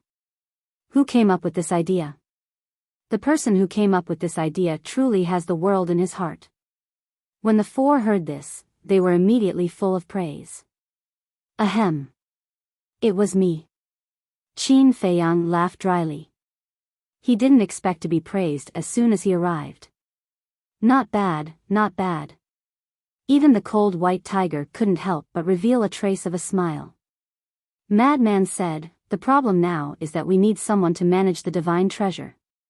Black Tortoise was taken aback when he heard this. He looked at Qin Feiyang and the others and said suspiciously, can't you manage it yourselves? Besides, you were the ones who created the divine treasure. Of course, you are more suitable to manage it. I told you that you don't know anything, but you didn't believe me. These young people have to cultivate while fighting against the divine kingdom. Do they have the energy to manage this troublesome matter? Azure Dragon looked at Black Tortoise unhappily. That's true. Black Tortoise nodded and smiled apologetically at Qin Feiyang and the others. We really don't have the energy to manage it. That's why we called the four of you here. Because managing the divine treasure is not a trivial matter. We need a person of virtue and prestige who can distinguish between public and private affairs to help manage it. So we discussed for a while and thought of the four of you. Qin Feiyang smiled. Us? The four of them were stunned. Yes. I think there is no one in the sky cloud realm who is more respected and trustworthy than you. With you managing it, not only the human race is relieved, but the dragons and Qilins are also relieved. Qin Feiyang smiled. The four of them looked at each other. It turned out that there was a task for them.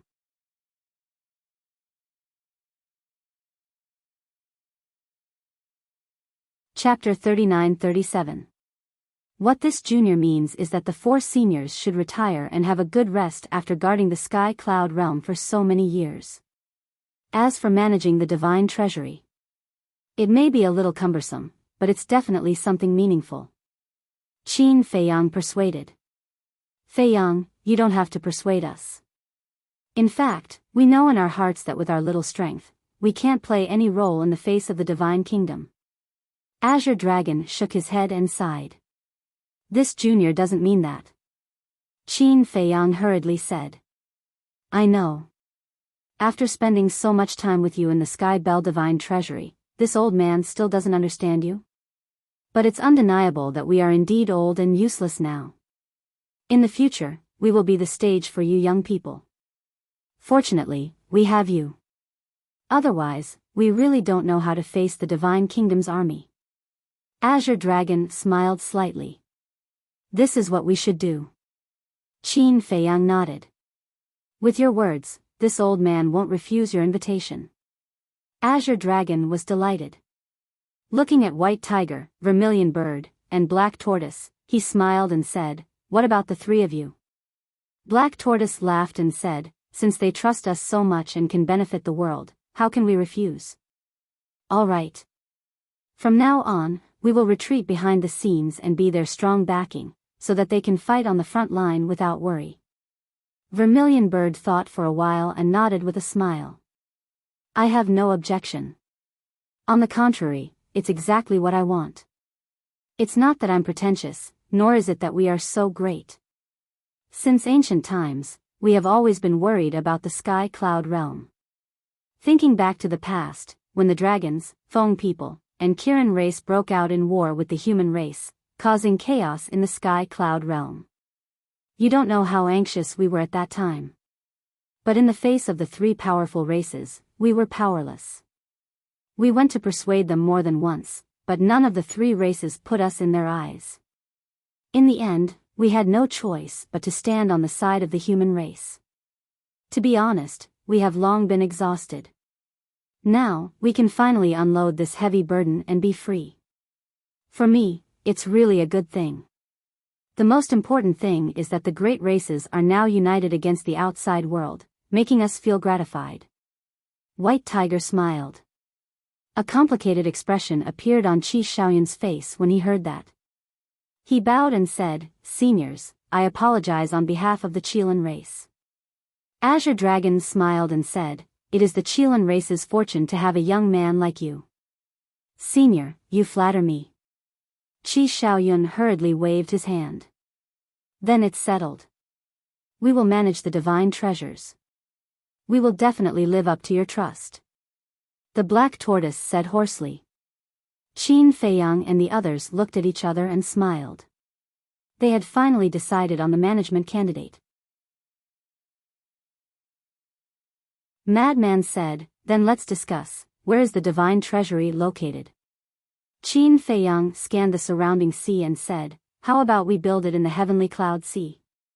Built in the heavenly cloud ocean? Are you trying to cause chaos in my heavenly cloud sea? The little rabbit said angrily. The heavenly cloud sea is located at the center of the heavenly cloud realm. Moreover, there are countless sea beasts in the heavenly cloud sea. It can also serve as a natural barrier for everyone to train. Personally, I think it's a good idea. Qin Feiyang smiled faintly. Scram. The little rabbit glared at him. If the divine treasury was built in the heavenly cloud sea, it could forget about living in peace in the future.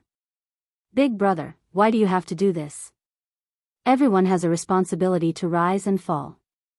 Besides, who would dare to cause trouble in the heavenly cloud sea?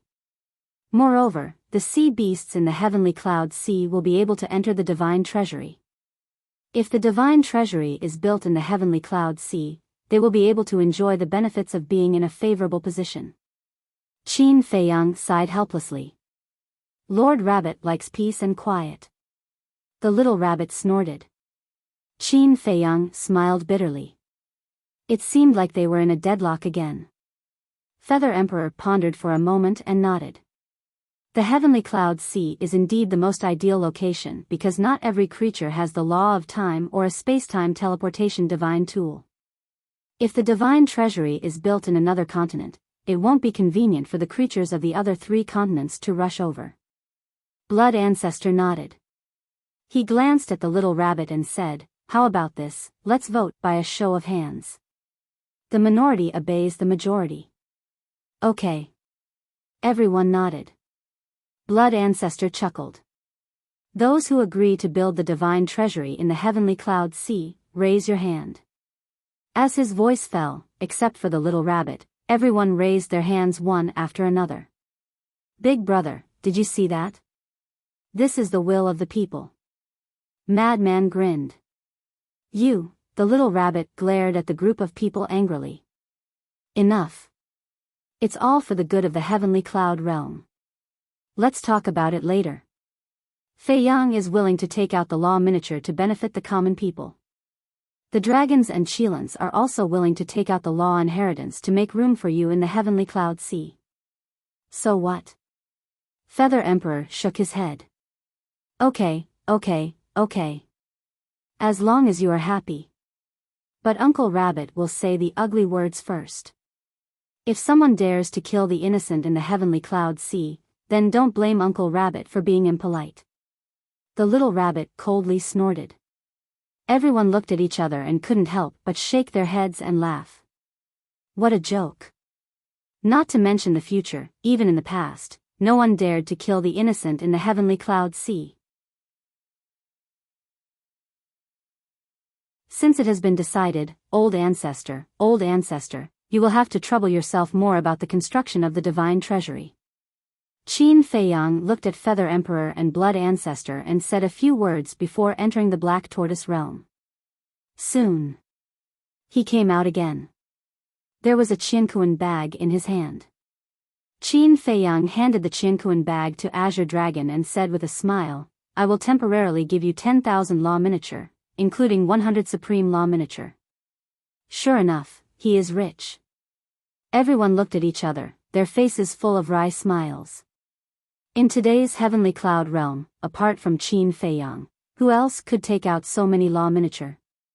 Qi Xiaoyun looked at Azure Dragon's group of 4 and said, "The law inheritance of my Qilin clan is in the clan's treasury. When we return, I will have someone send it to you. No rush. Anyway, creating a divine treasury is not something that can be done in a day or 2. Azure Dragon waved his hand. The law inheritance of the dragons is also in the clan's treasury. I will go back and get it later. I will personally contribute some divine items as a support to the heavenly cloud realm." Long Chen smiled slightly. With a wave of his hand, 20 palm-sized iron boxes appeared. What are these? Madman was curious. Long Chen smiled faintly and said, "They can't be compared to you. They are just 20 supreme law miniature. You actually plundered so many from the Sky Bell Divine Treasury?" Everyone looked at Long Chen in surprise. Cough, cough. Long Chen coughed dryly to hide the embarrassment on his face. The law miniature he obtained from the Sky Bell Divine Treasury was far above Qi Xiaoyun's. That was because he had a mid-grade sovereign divine weapon. In the Sky Bell Divine Treasury, apart from the Primal Chaos Divine King and the 10 Great Devil Kings, he was an invincible existence. No matter how you got it, I still have to thank you. Azure Dragon put away the 20 iron boxes and looked at Longchen gratefully. It's fine. It's just a small token of my appreciation. Longchen waved his hand and smiled. He looked at everyone and said, since we have already discussed it, I will go back first. I will also take my leave first. Qi Xiaoyun also cupped his hands and smiled at everyone. Okay. Everyone waited. Qin Feiyang suddenly said, Brother Long, wait a moment. We still have a private matter to discuss. Madman is looking for me for a private matter? Longchen was taken aback and asked. Yes. Qin Feiyang nodded. This is not a trivial matter. I need to think about it. Longchen pondered for a moment and shook his head. You are not afraid, are you? Madman laughed. I won't deny it. Longchen smiled and opened a space-time tunnel before leaving. Qi Xiaoyun looked at Qin Feiyang's group of 3 suspiciously before activating a space-time teleportation divine tool and leaving as well. Feiyang, what are you and Longchen planning? Feather Emperor looked at Qin Feiyang and Madman suspiciously. Nothing. Qin Feiyang waved his hand. For real? Feather Emperor did not believe it. Let alone Feather Emperor, no one present believed it. From Longchen's tone, something was definitely going on. Moreover, it was not a trivial matter.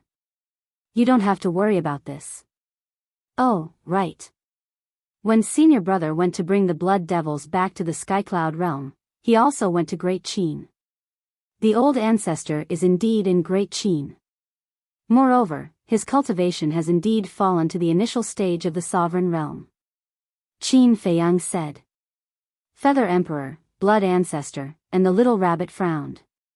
Where is Yun Xiang now? Asked the little rabbit. The Black Tortoise Realm, an inheritance fused with 3 ultimate profundities. Qin Feiyang said. Blood Ancestor sighed, in that case, it is very likely that he is the reincarnation of the human emperor. What? Xiang is the reincarnation of the human emperor? The 4 divine beasts were shocked. Don't get too excited. This is only our guess. We haven't confirmed it yet. Feather Emperor waved his hand. Then, he thought of something and looked at Madman. Oh, right. Here, take this. As he spoke, he waved his hand, and a divine might surged out. The next instant, a palm-sized ancient pagoda appeared before him. It was glowing with blood-red radiance. Blood Devil Pagoda. Madman's eyes lit up as he took out the 2 Blood Devil pearls. Boom! When the pearls fused with the Blood Devil Pagoda, a terrifying sovereign's might erupted. It was indeed a sovereign weapon. I finally have a sovereign weapon that belongs to me, said Madman with a smile. He waved his hand, and the Blood Devil Pagoda appeared before him. The divine might gradually retracted before it disappeared into Madman's body. Qin Feiyang retracted his gaze and looked at Feather Emperor. Don't tell me that the 2 ancestors are with you now? Don't worry about that. Feather Emperor waved his hand and looked at Madman. You have used up the badge, right? It's time to return it to me. Madman took out the badge. Qin Feiyang snatched it over and grinned. Wouldn't it be a waste to leave such a good thing in your hands? I'll take it. Goodbye. Then, he grabbed Madman and disappeared into the sea ahead. Li Feng hurriedly followed. Brat! Feather Emperor was stunned. When he came back to his senses, the 2 were already gone. He couldn't help but curse.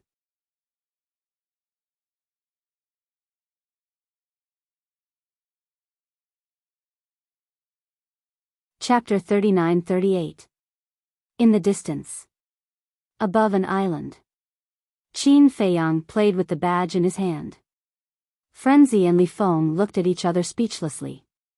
Why did they feel that Qin Feiyang was like a bandit? I can feel that this thing will definitely help us after we enter the Divine Kingdom. Qin Feiyang turned to look at the 2 and said with a smile. Then he carefully put it away. Longchen hasn't confirmed it yet. Frenzy pursed his lips and asked, by the way, have you found that young man? Yes. Qin Feiyang nodded and said helplessly, he also said that he needs to consider it. These people are not on the same side as us after all. Frenzy shook his head and sighed. We are not on the same side as them. We can only try our best to persuade them. We can't force them. Let's go back to the land of buried gods and see how the old poison has tormented the Feng people. Qin Feiyang smiled faintly. Moreover, entering the divine kingdom was only a preliminary plan at the moment. It wasn't to the point where he had to go. Tormenting the Feng people? Frenzy was stunned. You'll know later. Qin Feiyang looked at Li Feng. Li Feng waved his hand and a space-time tunnel appeared. The three of them immediately landed in the core area. A battle fluctuation immediately came. Qin Feiyang and the other two were stunned and quickly looked around. There was a battle? Could it be that someone from the Divine Kingdom had come again? Immediately. Not far away, they saw two figures fighting against each other. One of them was Pei Dason. The other person, but when he saw the face of the person fighting Pei Dason, Qin Feiyang was stunned. This person really didn't die. It was a young man with a tall figure and an extraordinary temperament. It was the blue-haired young man who died in Longqin's hands last time. Qin Dage, Frenzy, look. Li Feng stared at the sky. Qin Feiyang and Frenzy looked up and were shocked. They saw 9 figures standing in the sky. They were all familiar faces. There was Ryuko with the purple-gold divine dragon, as well as the other 8 geniuses who had followed Ryuko and the blue-haired youth to the sky cloud realm. The top 10 geniuses were here again? When Qin Feiyang and the other 2 appeared, Ryuko's group of 9, as well as the blue-haired youth fighting with Pei Dason, immediately looked at the 3 of them. Li Feng. Killing intent flickered in their eyes. On the other hand, Qin Feiyang and the madman were treated as air and ignored by them. Young master. Pei Dason also saw Qin Feiyang and was overjoyed. He quickly flew towards Qin Feiyang and the other 2. You want to leave? The blue-haired youth's killing intent surged as he charged towards Pei Dason. Previously, he had been torturing Pei Dason to vent the resentment he had suffered at the hands of Longqin. Because of this. Right now, Pei Dason was in an extremely sorry state. There were countless wounds on his body, and he was dripping with blood. One could even clearly see the bones in his flesh. Li Feng. Qin Feiyang shouted. Killing intent flashed in Li Feng's eyes and he immediately rushed over to rescue him. But Pei Dason was right in front of the blue-haired youth. Even if Li Feng rushed over at full speed, he wouldn't be able to save him in time. Boom! As the blue-haired youth's palm landed, Pei Dason's broken body was shattered on the spot. And with the shattering of the body, a horsetail whisk appeared. The horsetail whisk wrapped around Pei Dason's divine soul and swept towards Qin Feiyang like lightning. You still have a sovereign divine weapon? The blue-haired youth raised his eyebrows, somewhat surprised. After being tortured for so long, he actually didn't use the sovereign divine weapon. Was he that afraid of breaking the agreement? You really don't know what's good for you. Li Feng glanced at Pei Dason's divine soul and activated his ultimate meaning. Murderous intent filled the sky as he charged towards the blue-haired youth. However, the blue-haired youth didn't fight. He leaped into the air like lightning and landed beside Ryuko's group of 9. He wasn't stupid. He already knew Li Feng's means. One person couldn't be Li Feng's opponent at all. At the same time, Li Feng raised his eyebrows and looked up at the 10 people. He didn't charge forward. Of course, he wasn't stupid. These were all elites of the Divine Kingdom. No matter how strong he was, he couldn't fight against 10 of them alone. Especially Ryuko, who had 3,000 incarnations. Soon, the horsetail whisk carried Pei Dason's divine soul to Qin Feiyang's side. Young master, I didn't break the agreement. I didn't use the horsetail whisk. Pei Daison's divine soul turned into a human form and stood in front of Qin Feiyang with his head lowered. Young master. The 10 people in the sky heard this name again and couldn't help but look at Qin Feiyang. When Ryuko's eyes fell on Qin Feiyang, he didn't pay much attention at first, but an inexplicable feeling suddenly appeared in his heart. But Qin Feiyang didn't pay attention to them. He looked at Pei Daison and said angrily, I can see that you didn't break the agreement. But didn't I tell you to use the horsetail whisk to take you away when you're in danger? Why do you still want to fight with them? If you die here, how am I going to explain it to your father? I didn't want to fight with them. When I saw them appear, I immediately hid, but I didn't expect that I would still be found by them. Pei Daison hurriedly explained. Hearing this, the anger on Qin Feiyang's face didn't disappear. Instead, it became even more intense. He said in a deep voice, How long did he torture you? About 500 to 600 seconds. Pei Daison said truthfully. 500 to 600 seconds, Qin Feiyang murmured and slowly clenched his hands. This is too much. Li Feng walked over and immediately looked up at the blue-haired young man.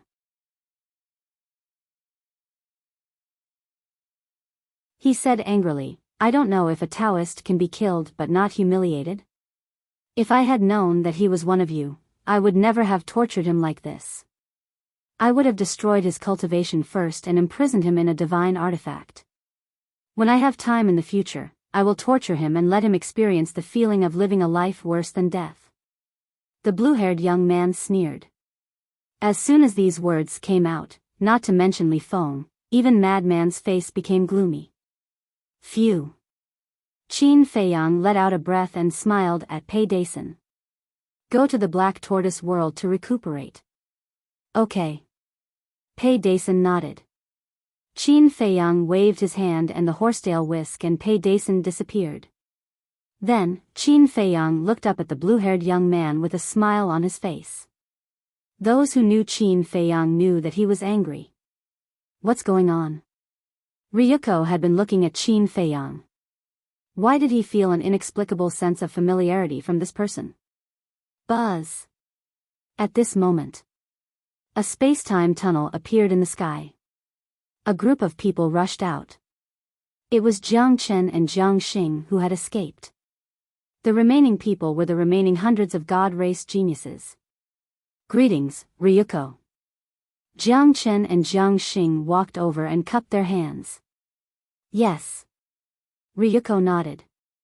He looked at the two and the hundreds of people around Jiang Chen and Jiang Xing and asked, Are you all right?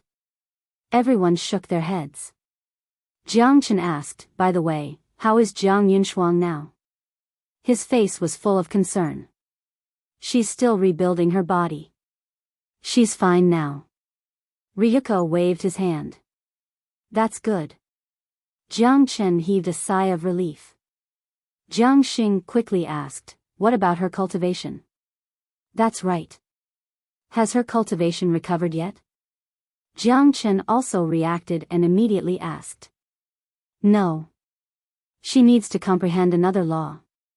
Ryuko shook his head. Damn it, it's really a permanent deprivation. Jiang Chen and Jiang Xing immediately glared at Madman. Although this matter was done by the white-eyed wolf, Madman was also present at that time. Now that the white-eyed wolf wasn't there, they naturally vented their anger on Madman. Who exactly is the golden-winged wolf king? He actually has such an ability?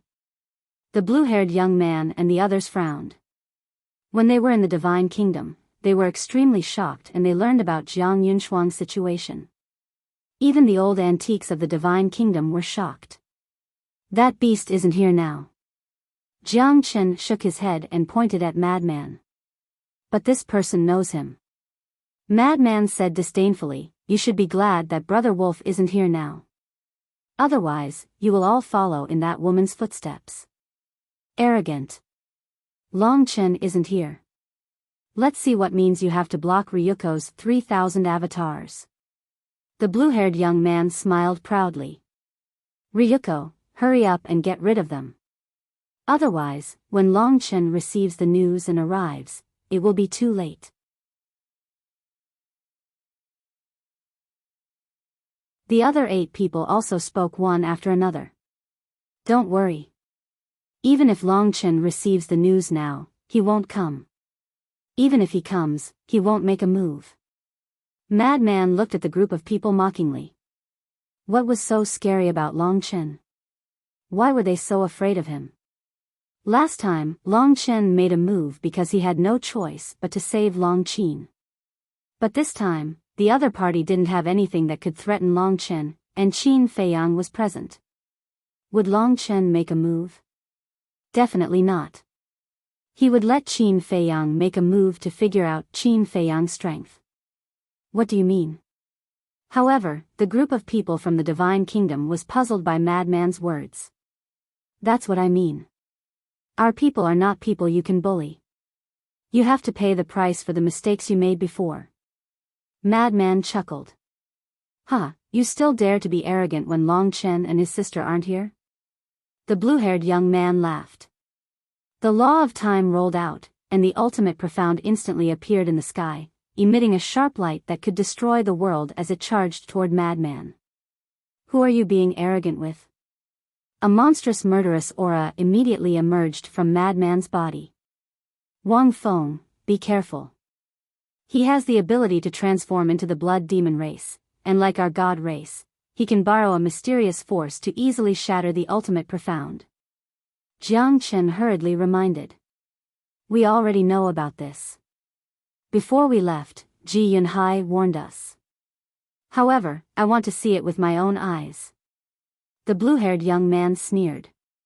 The ultimate profound of the law of time didn't stop at all and charged toward Madman.